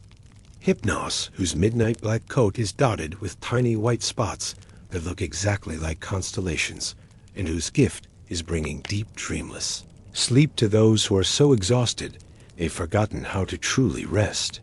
Oneros, whose golden coat shimmers like sunlight on water, and who specializes in carrying prophetic dreams that help people understand their true purpose.